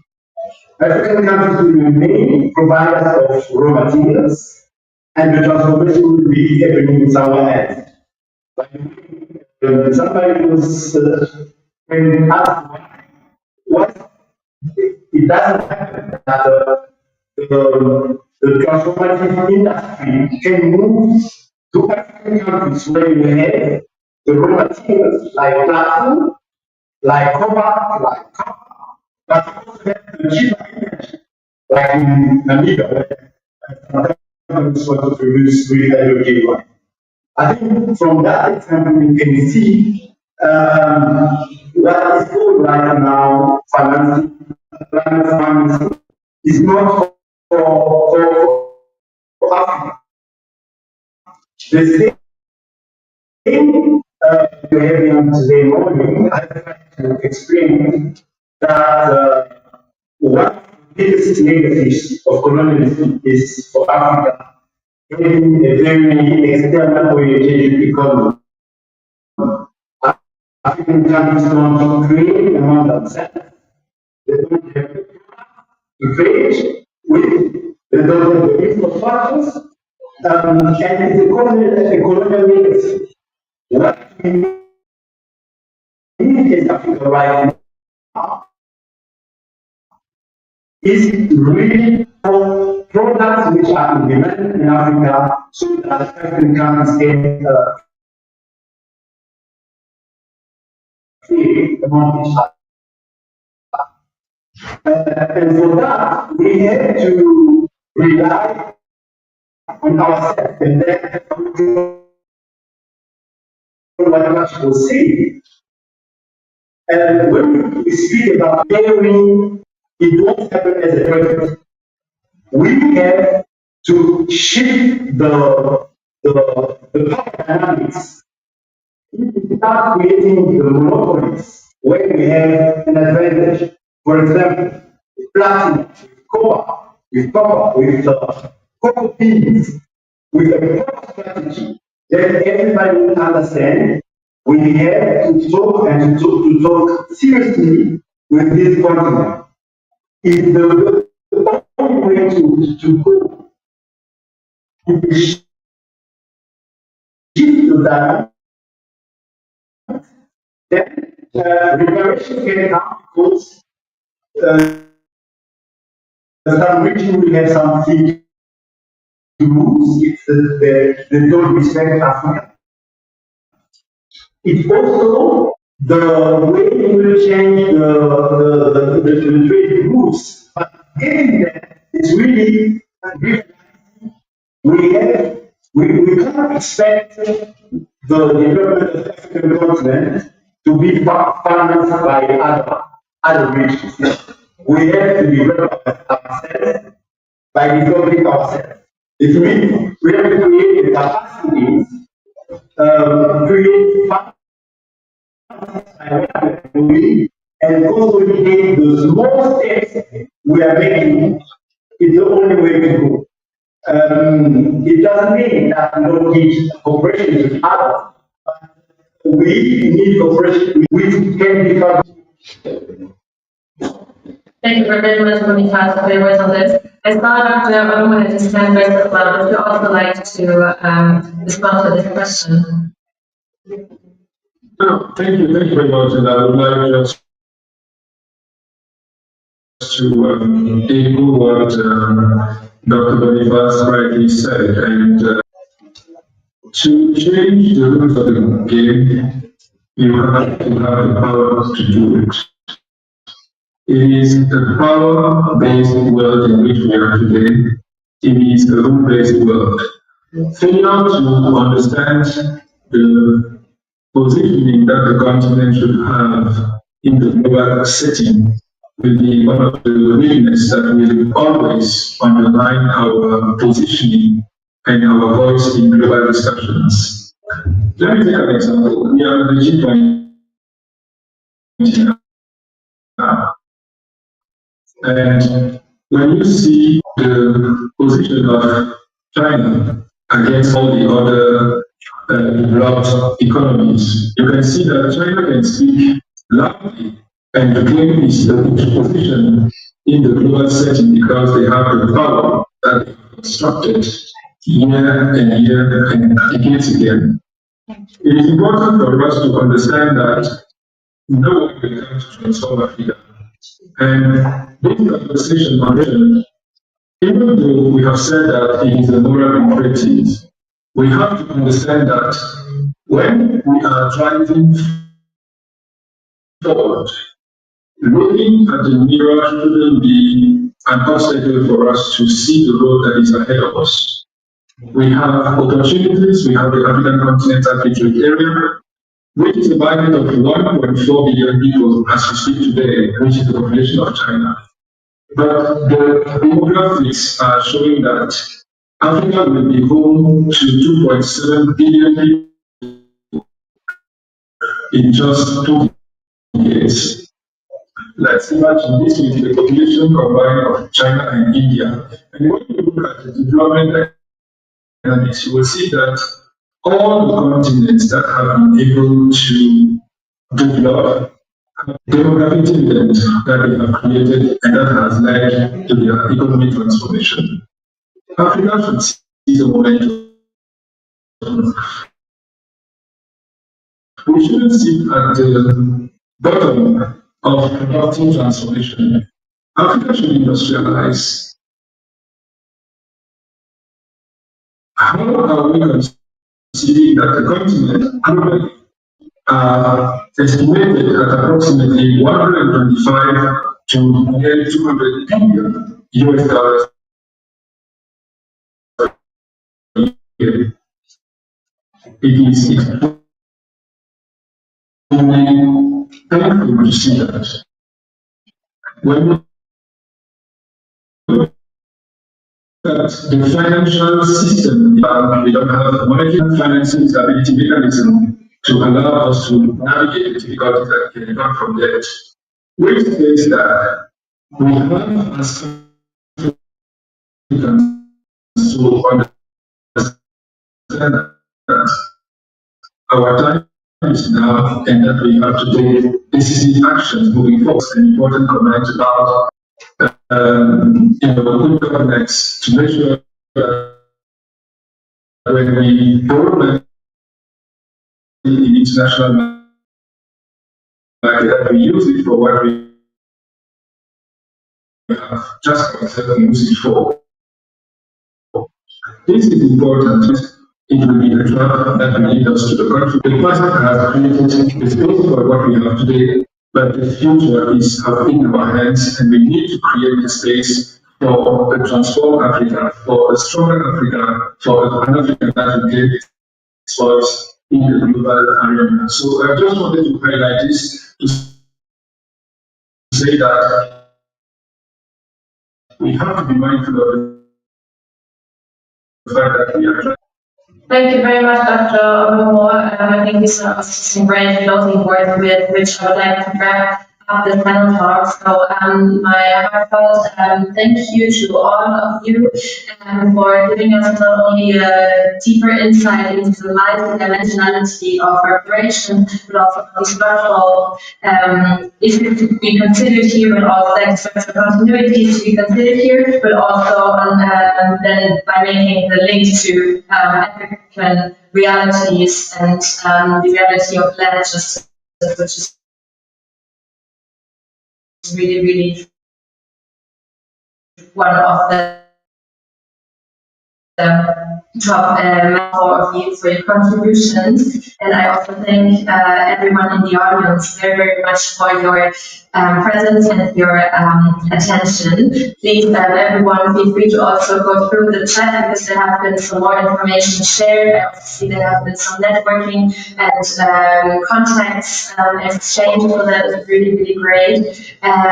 With that, I would like to close not only this panel, but also this afternoon. We have one final closing word from Dr. Hakim from AFSA, which I would like to give the floor to yes, close out this meeting. Hakim, you have the floor. Thank you. I hope you are hearing me. You are hearing me well? Yes, yes. Okay. Good evening, good afternoon, everyone. As I mentioned, I'm Hakim from Alliance to Sovereignty in Africa and Tanzania, as well. It's not an alliance of the networks of the market in Africa, to 50 countries out of the 55, which now cover 100 million services. Friends, colleagues, fellow artists, brothers and sisters, partners, and other actors today, we have reached the end of a long, rich and powerful day. On behalf of Alliance to Sovereignty in Africa and East and Southern African Farmers Forum, I want to express my profound gratitude to the organizers and the speaker of each one of you for your presence and your contribution. This morning, our brothers and sisters with courage and gravity. We have efforts for peace, governance, and economic action, the social foundation without which no progress is possible. We say the things reality of showing respect and innovation and the peaceful fight for freedom of expression. These are not isolated issues, they are direct consequences of systems that we must serve the people and their interests. We also have the prioritization, the consequence of staying government, post-that infrastructure and trade with industry, that the riches from our natural resources will further benefit our communities, and that our women and youth will have a place in the economy. These hopes are universal across our continent. This afternoon, we connected these national struggles with the broader EU relationship. We have held away this partnership. We have not shied away from the difficult truth. We have spoken with painful clarity of the tasks of inheritance that our people are forced to live in without speaking up by extractive leaders. By unjust architectures and by food systems that recognize profit opportunities. We have spoken about the painful paradox. Our planet is rich in resources, yet our people are often left with the burdens, the environmental damage from extractive industries, the passionate unjust rates, and food systems that drive profit over the well-being of communities. We heard from the front lines. From Mozambique to the mining communities, we had how promise of payment and extracting two often bring conflicts, displacement, and the violation of human rights, human dignity. This can be a new form of inequality. From our farmers and city custodians, we had our culture is driven by population, similar to the April 1991, and the toxic trade in banned business. This is found without sovereignty and wisdom in our land and people. And in our final session, we are reminded of the foundational industries that the surrogate of colonization and slavery and the manifesting today in the street jackets of financial gain and assisting with the African society. But today was not only a risk of disease, it was a perspective for healing. The alternative is here and is being used from the ground up. It's called as equality. It's the practice of full sovereignty, where multiple corporations control the sea, the land, water and knowledge. It is the vision of intermediate equality, where human activities serve both people and the planet. Respect the soundness of creation is the demand for liberating justice, response for conservation of the the restoration of our ecosystems, and the fundamental balance of power.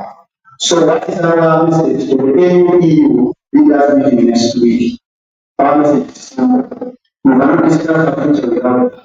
Meaning, without us is not us. The struggle we made this morning in for justice, for the fair share of resources, and the state struggles we have discussed this afternoon. They are interconnected. Our desire for real, meaningful spaces of sincere participation, do not just provide us to speak, listen, and act what we hear. The solution for a just transition to a sustainable food system and individual trade are already here in our communities. They are rooted in our knowledge, our resilience, and our ongoing commitment to justice. As we move from this room, let us carry the energy of this summit forward. Let us strengthen our solidarity across conflict. Let us continue to amplify the voices of the ground. Let the leaders of the EU summit know we are not mere stakeholders. We are the authors. We are the dignity and the future of future that is truly sustainable. Just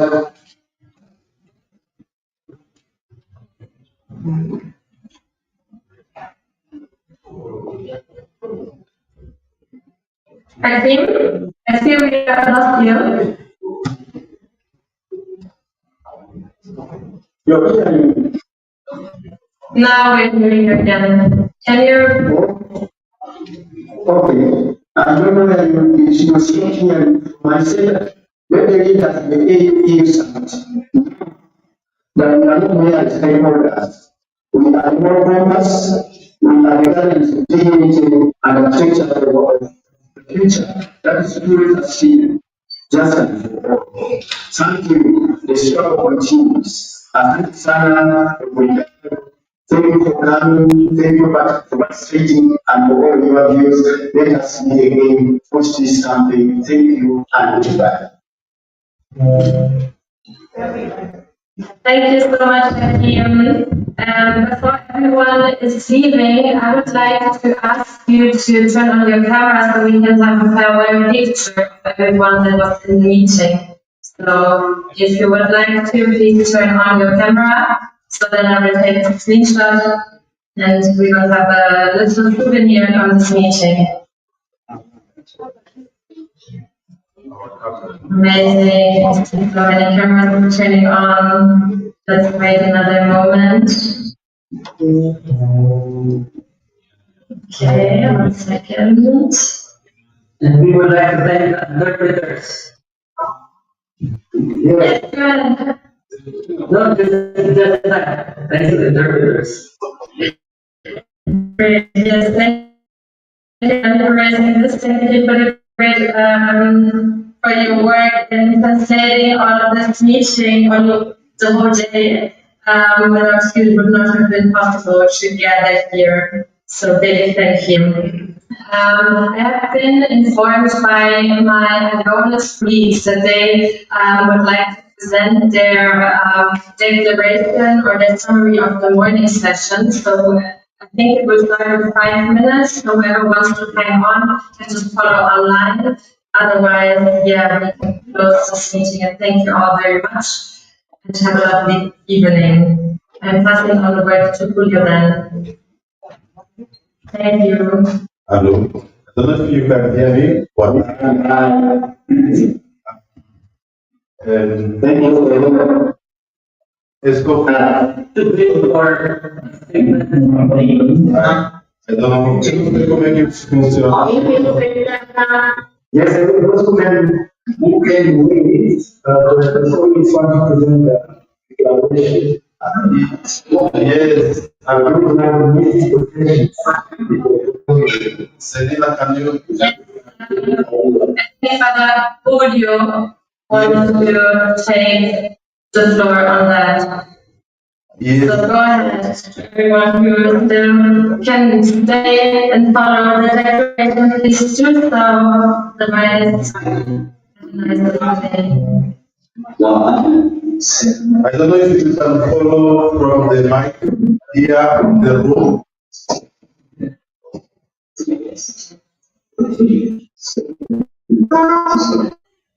Ok. Eu penso que não conseguem ouvir. Vamos passar ao nosso secretariado a palavra. Enquanto isso, vamos trazer um computador que está com som lá fora para vir aqui. Mas como não temos expressão do tempo, vamos começar convidando a para vir apresentar. Não, a declaração muito.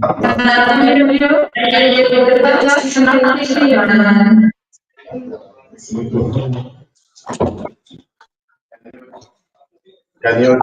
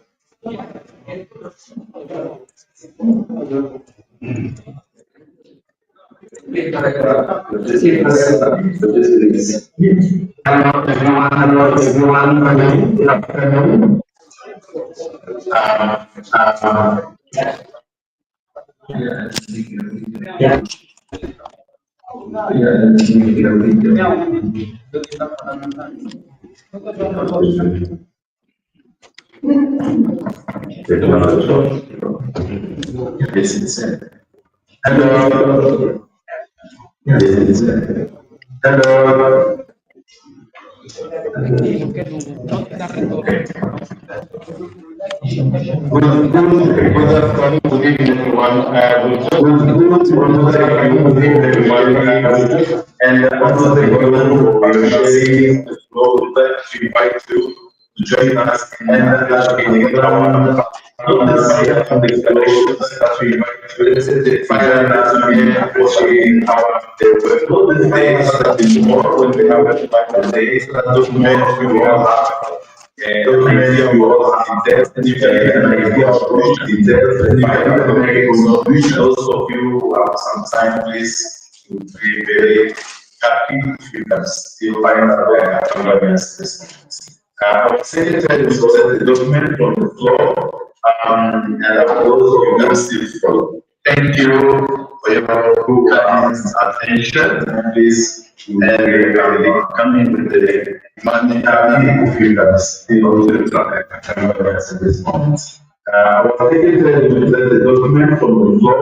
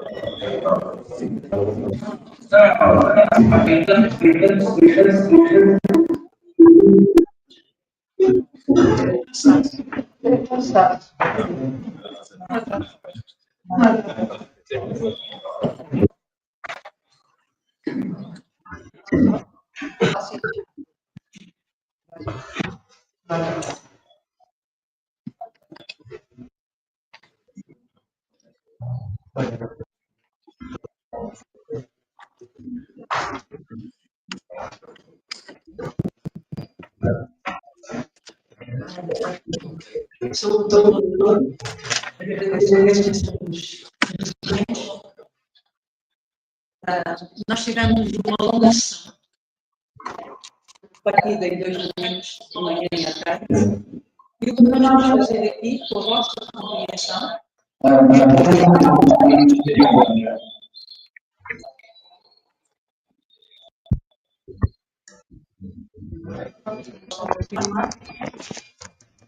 Então, o que nós vamos fazer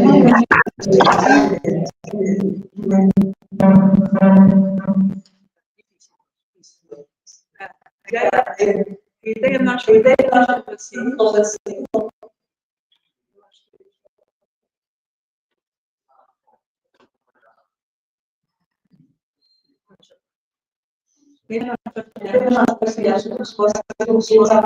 Nem outros.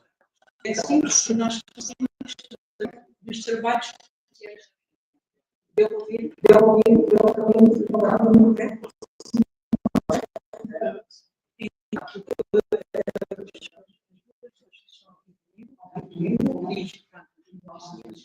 são partilhar. Nós conseguimos usar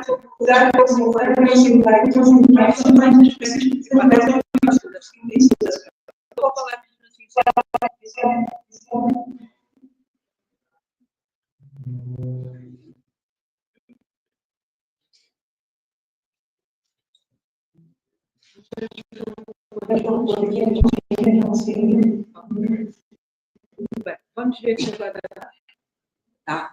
não tem. Então, o que vai ser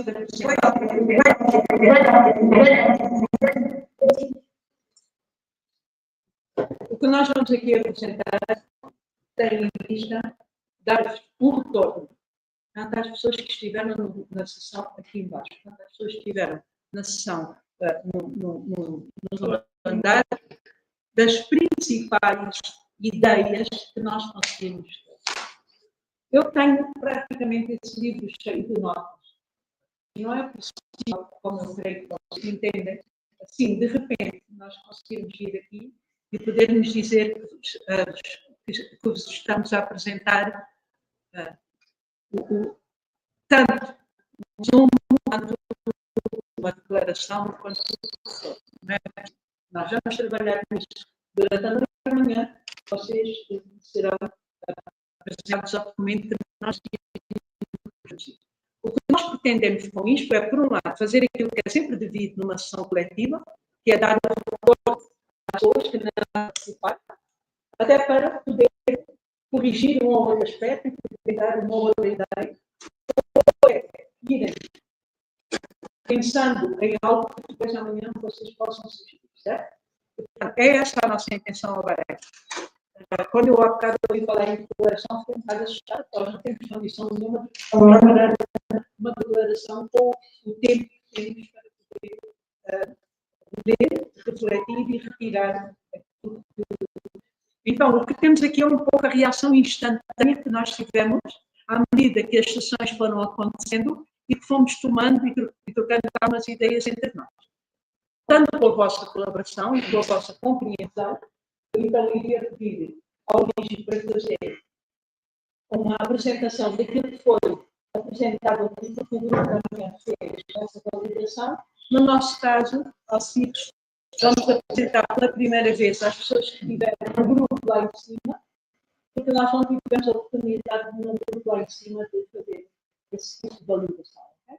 Relativamente às comunicações da tarde, nós tomamos nota, tanto quanto possível, e vamos procurar trazer as principais ideias de temas para comunicar. Os comunicados são sempre documentos simples, não são comunicado de imprensa, não é um documento muito longo. Mas certamente, depois com a organização, nós iremos trabalhar num tipo de uma ata ou um documento que reflita de uma maneira mais ampla aquilo que foi os resultados dos trabalhos das várias sessões. Estamos conscientes do que é que se vai passar aqui agora? Podemos avançar? Muito obrigada pela compreensão. No da manhã, nós começamos com uma discussão bastante dos três tópicos principais que devem enfrentar: a instabilidade política e a resposta ao terrorismo, a migração, a gestão pacífica em África, liberdade de expressão e direito à informação. Nos oradores fizeram várias diversas em relação aos seus temas e, no final, né,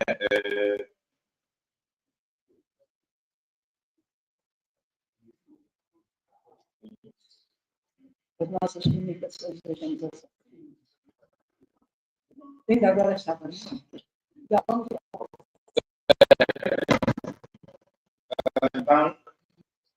entre as recomendações, os debates que surgiram, a plenária deu algumas recomendações, que eu vou ler agora. Recomenda-se a criação de uma agenda comum das organizações da sociedade civil para que haja diálogo com as instituições a fim de discutir problemas relacionados ao espaço cívico. E ainda a ideia da capacitação dos membros das organizações da sociedade civil para que tenham em conta uma maior intervenção social. E há modelos de comunicação que sejam eficazes para reivindicar direitos da ideia de advocacia social.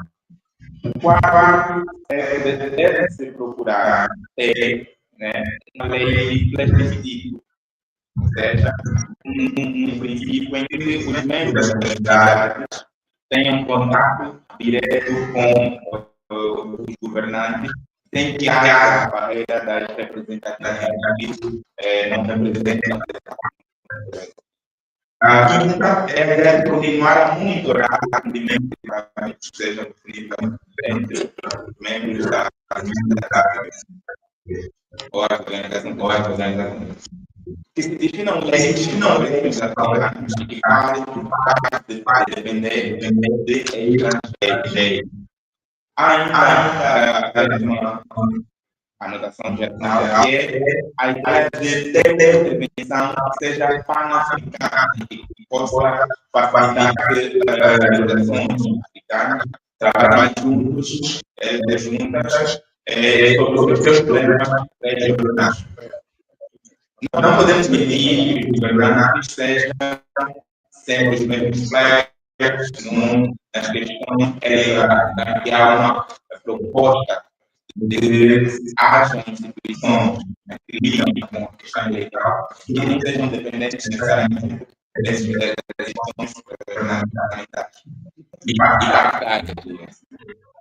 A questão de mulheres nas zonas mais cômodas do país. Essa é a questão do gênero.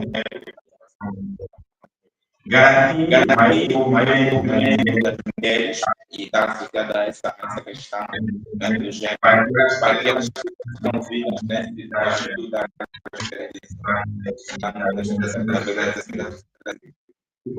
por fim, realizar para garantir a maior participação dos cidadãos. O ritmo vai voltar a trabalhar nestas ideias gerais que nós vamos orientar a partir das notas que vêm e depois juntar esses elementos. Agora, por favor. Bem, em relação às questões que nós discutimos no período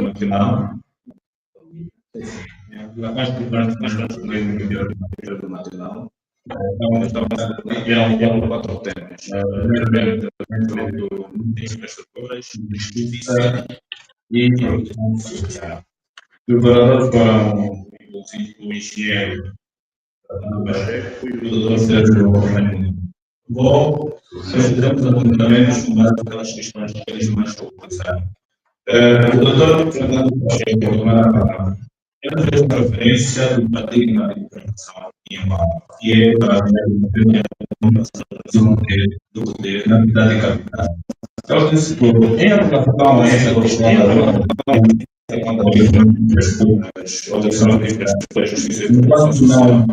enquanto não houver descentralização administrativa que promova a evolução e mais comunidade na produção de tarefas, solução de tarefas, ou seja, os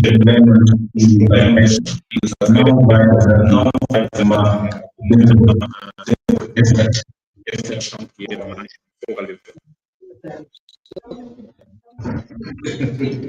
Exato. Enquanto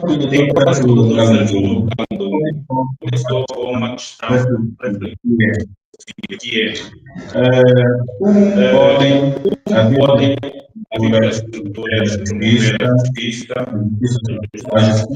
e a proteção social.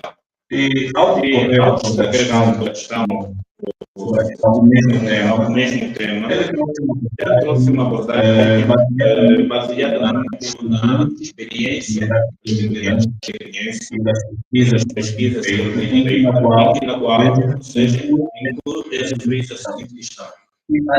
Ou seja, o desenvolvimento das infraestruturas no nosso contexto também tem esse fator de desigualdade social. No entanto, elas normalmente, quando são unidas ou construídas, não observam de maneira alguma os padrões internacionais ou regionais sobre o impacto ambiental. Essa é a questão que ele mais focalizou. Enquanto que o quadro, no segundo tema, a relação entre crescimento econômico e relações comerciais, que tivemos dois oradores que são os doutores Bonifácio Marranza e Dr. Carlos Rosado. Eles falaram sobre a necessidade do comércio intracontinental. E o Dr. Marranza foi mesmo enfático em ter dito o seguinte: por exemplo, há uma intenção da União Europeia em poder estabelecer um acordo comercial com os países do continente africano, e esta intenção é de há 20 anos, mas há um conjunto de barreiras que têm travado, não é? A efetivação deste acordo. E uma delas é efetivamente os blocos de interesses que existem. Temos o bloco que é comandado praticamente pelos Estados Unidos da América, outros pela China, outros pela Rússia. Enquanto essas barreiras não foram de maneira alguma discutidas, mas eu preciso cobrar a necessidade de uma agenda africana nova que defenda os nossos interesses, sob a pena de podermos nos perder nessa mesclagem de interesses destes blocos e tentam suscitar, portanto, aquilo que são os interesses das nações africanas. Enquanto o Carlos Rosado trouxe uma abordagem também, e até apresentou gráficos, e eu vou aqui ele fez referência sobre o comércio intracontinental, por exemplo. O comércio intracontinental, em termos de porcentagem, a nível da Europa representa 67,165%, só para terem uma ideia. O comércio intracontinental nos países da Ásia representa 54,223%. Enquanto que para a América representam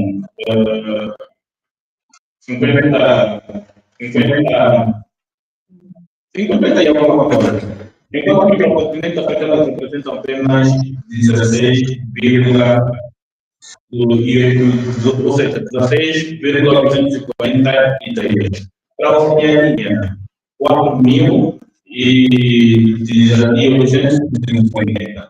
Só para terem uma ideia que o comércio entre os continentes, entre os países do mesmo continente, o menos considerado a Oceania, o continente africano só representa 16%. Então, defende a questão da integração como fator de desenvolvimento da sociedade africana.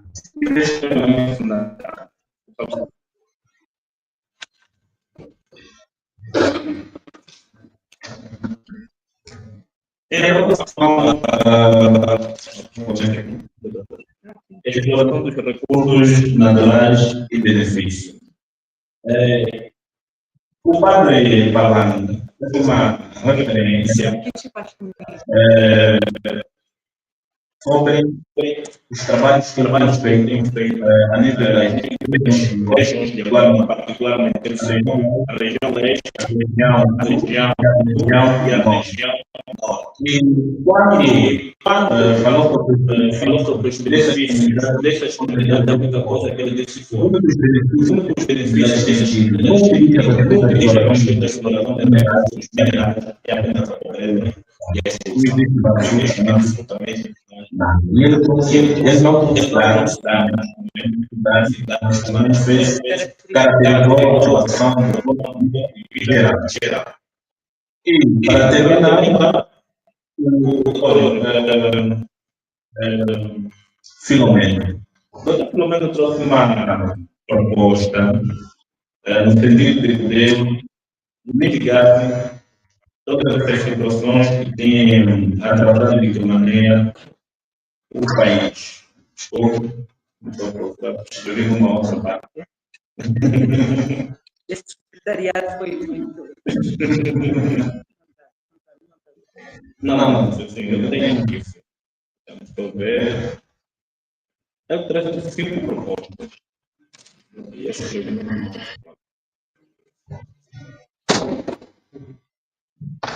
tenho um pouquinho de paciência agora.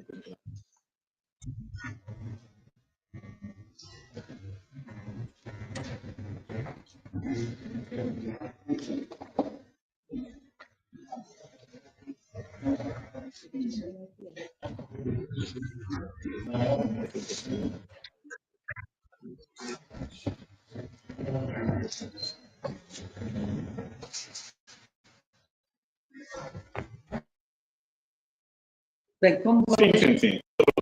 Trouxe aqui algumas questões sobre o sucesso da boa governação. São sucessos de boa governação em África. Exemplos, por exemplo, do Botsuana, do Ghana, Namíbia e Marrocos. Aquilo que ele chamou de contexto macroeconômico, ou seja, contexto macroeconômico de Angola em comparação com os demais países do continente africano, e que esses países que acabei de citar, eu disse mesmo que representam aquilo que é a boa vontade, ou seja, a vontade política de querer de resolução de problemas. Eu acho que a professora Atina vai poder acrescentar aquilo que eu, infelizmente, com base neste apontamento. Bem, e depois temos a Delma. Sim, a Delma trouxe até uma contribuição em relação ao que ela abordou, está relacionado com a profissionalização das mulheres e dos jovens versus o acesso ao emprego. Trouxe uma espécie de simplificação. Primeiro, como recomendação, campanhas e intervenções para a mudança de normas sociais. O que é isso? Programas de sensibilização que envolvam comunidades, líderes locais e a escola para reduzir estereótipos de gênero e valorizar carreiras técnicas entre os jovens. Reforçar formação técnica e formação teórica e prática. O que é isso? Expandir programas técnicos profissionais alinhando com os setores em crescimento. Envolver empresas no desenho e oferta de estágios com remuneração. Políticas ativas de emprego com foco em jovens e mulheres. Subsídios condicionados para a contratação, programas de incubação e vouchers de formação para a população ou populações vulneráveis. Medidas à conciliação, trabalho e família. Incentivos fiscais e regulamentos para creches empresariais e horários flexíveis que aumentem a disponibilidade feminina para trabalho remunerado. Formalização progressiva e proteção acalentada, que significa simplificação de registros para microempresas, regimes contributivos proporcionais e acessos a benefícios que tornem a formalização ativa. Melhorar a governança e monitorização. Criar indicadores nacionais desagradados por sexo, idade e setor. Estabelecer metas temporárias. Redução do desemprego jovem em X% até 2027 e mecanismos de avaliação periódica. Para terminar, houve um interveniente nas intervenções que aconteceram na sala de um dos nossos ilustres colegas que disse o seguinte: o insucesso de África, ou seja, o insucesso de muitas sociedades africanas, e de forma muito particular a Angola, deve-se à ausência ou inexistência de uma visão de Estado. Okay.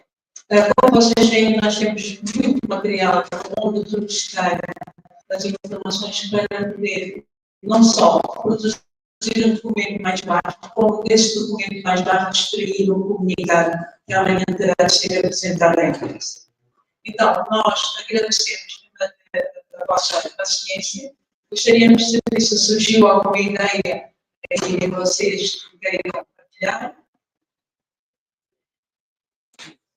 Sim?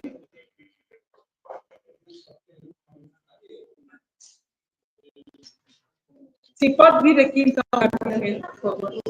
Pode. Ok.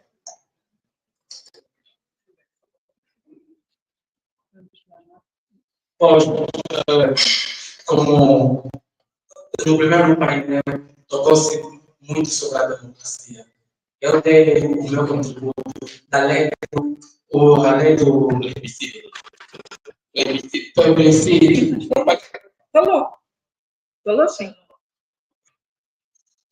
Não, vou fechar isso aí.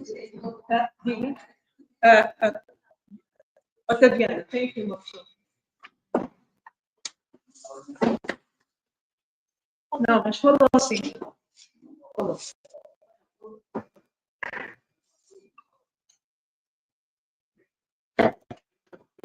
Boa tarde. Sou João, representante da Associação Jurídica da Parceria.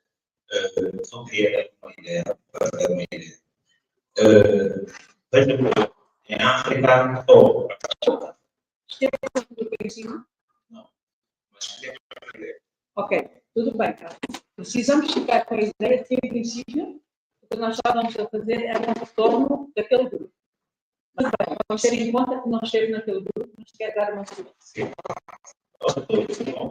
Um gigante problema já está no nosso país, né? É a história da produção. Se nós decidirmos apostar na produção para fabricar, é só nós vermos o que nós utilizamos diariamente. Onde é que a agricultura, onde é fabricada, o carro que nós conduzimos, o que nós usamos, as coisas mínimas que nós utilizamos. É produzido de fora. Então, se nós apostamos na produção, quer dizer que nós vamos ter economia. Não temos economia porque nós nós somos consumidores. Nós não temos economia, nós somos consumidores.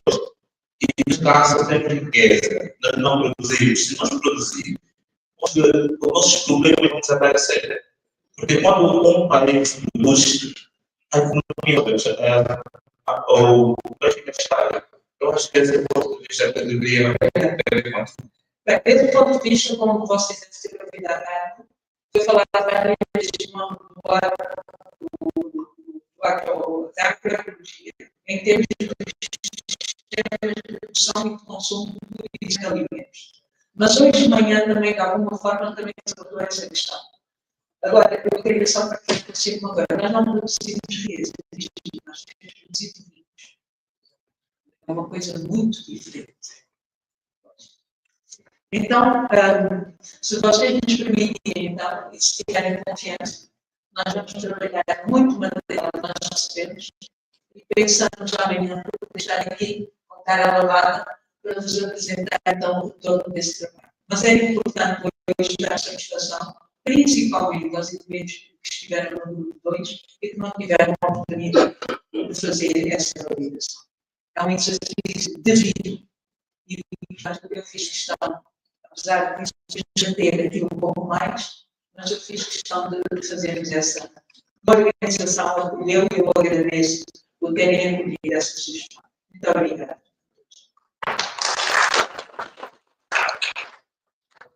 Obrigada a nós, professora Paulina e Alcides. Para terminarmos com a sessão, vamos pedir ao doutor Guilherme Neves para a nota de encerramento.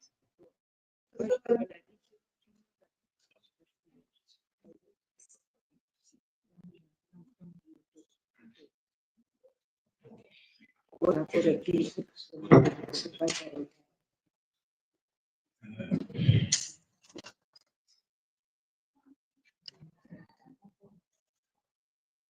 Mais uma vez, obrigado a todas e todos.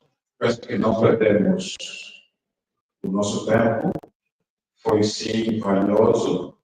Tivemos aqui reflexões profundas, tivemos aqui conclusões e também saíram aqui recomendações importantes.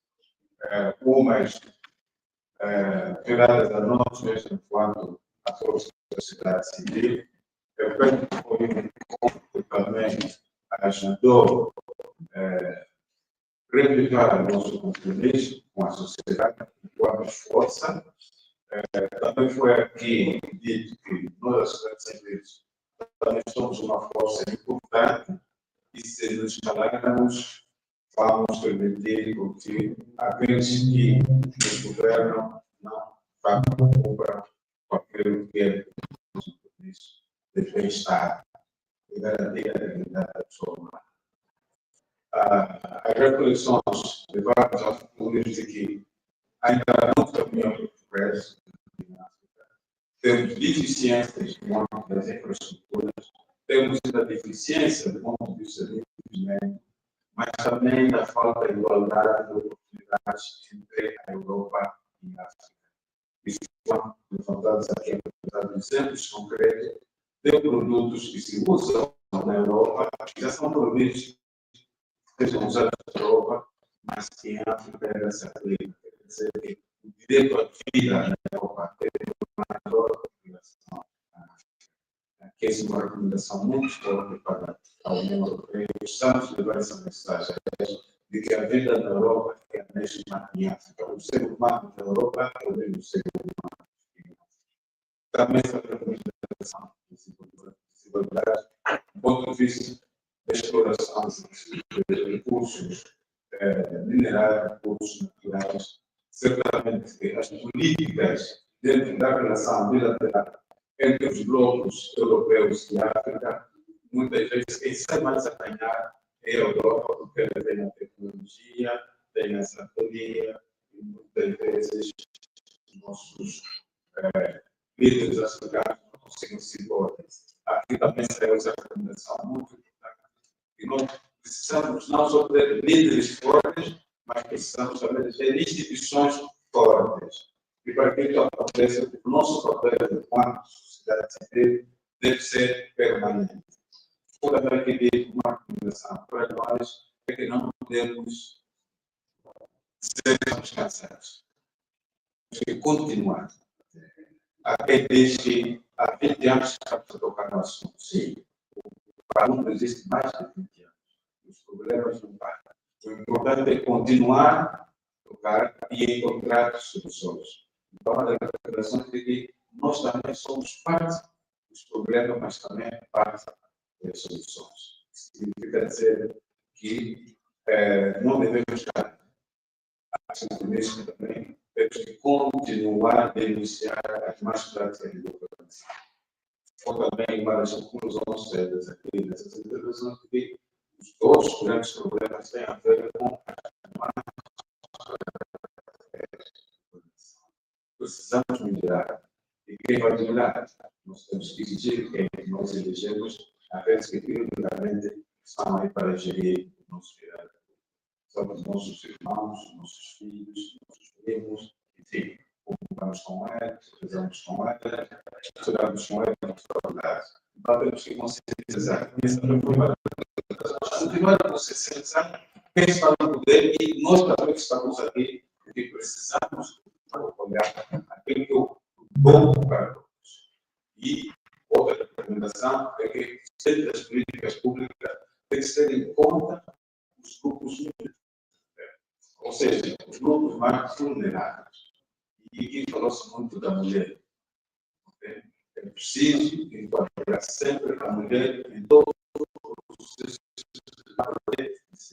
E falou-se muito aqui das mulheres que vivem em zonas rurais, que muitas vezes nem sequer são tidas nem achadas. Então, as políticas de relação entre a União Europeia e a União Africana devem olhar nas direções mais concretas. As decisões não podem estar só lá entre eles, mas as decisões têm que refletir na melhoria da condição dos povos europeus como africanos. Eu acho que foi um dia. Certamente nós também estamos aqui, como disse o padre, aquele que denuncia, deve renunciar. Tudo aquilo que nós denunciamos aqui, para nós também fazer, denunciar significa que temos que caminhar melhor que devíamos. Aquilo que nós fazíamos, a partir de hoje, assumimos, ou voltamos a assumir coisas claras. Devo agradecer e dizer que até o momento. E os colegas temos um outro lanche. Temos que garantir o direito à alimentação. E aí a alimentação com qualidade não deve deixar. Eu queria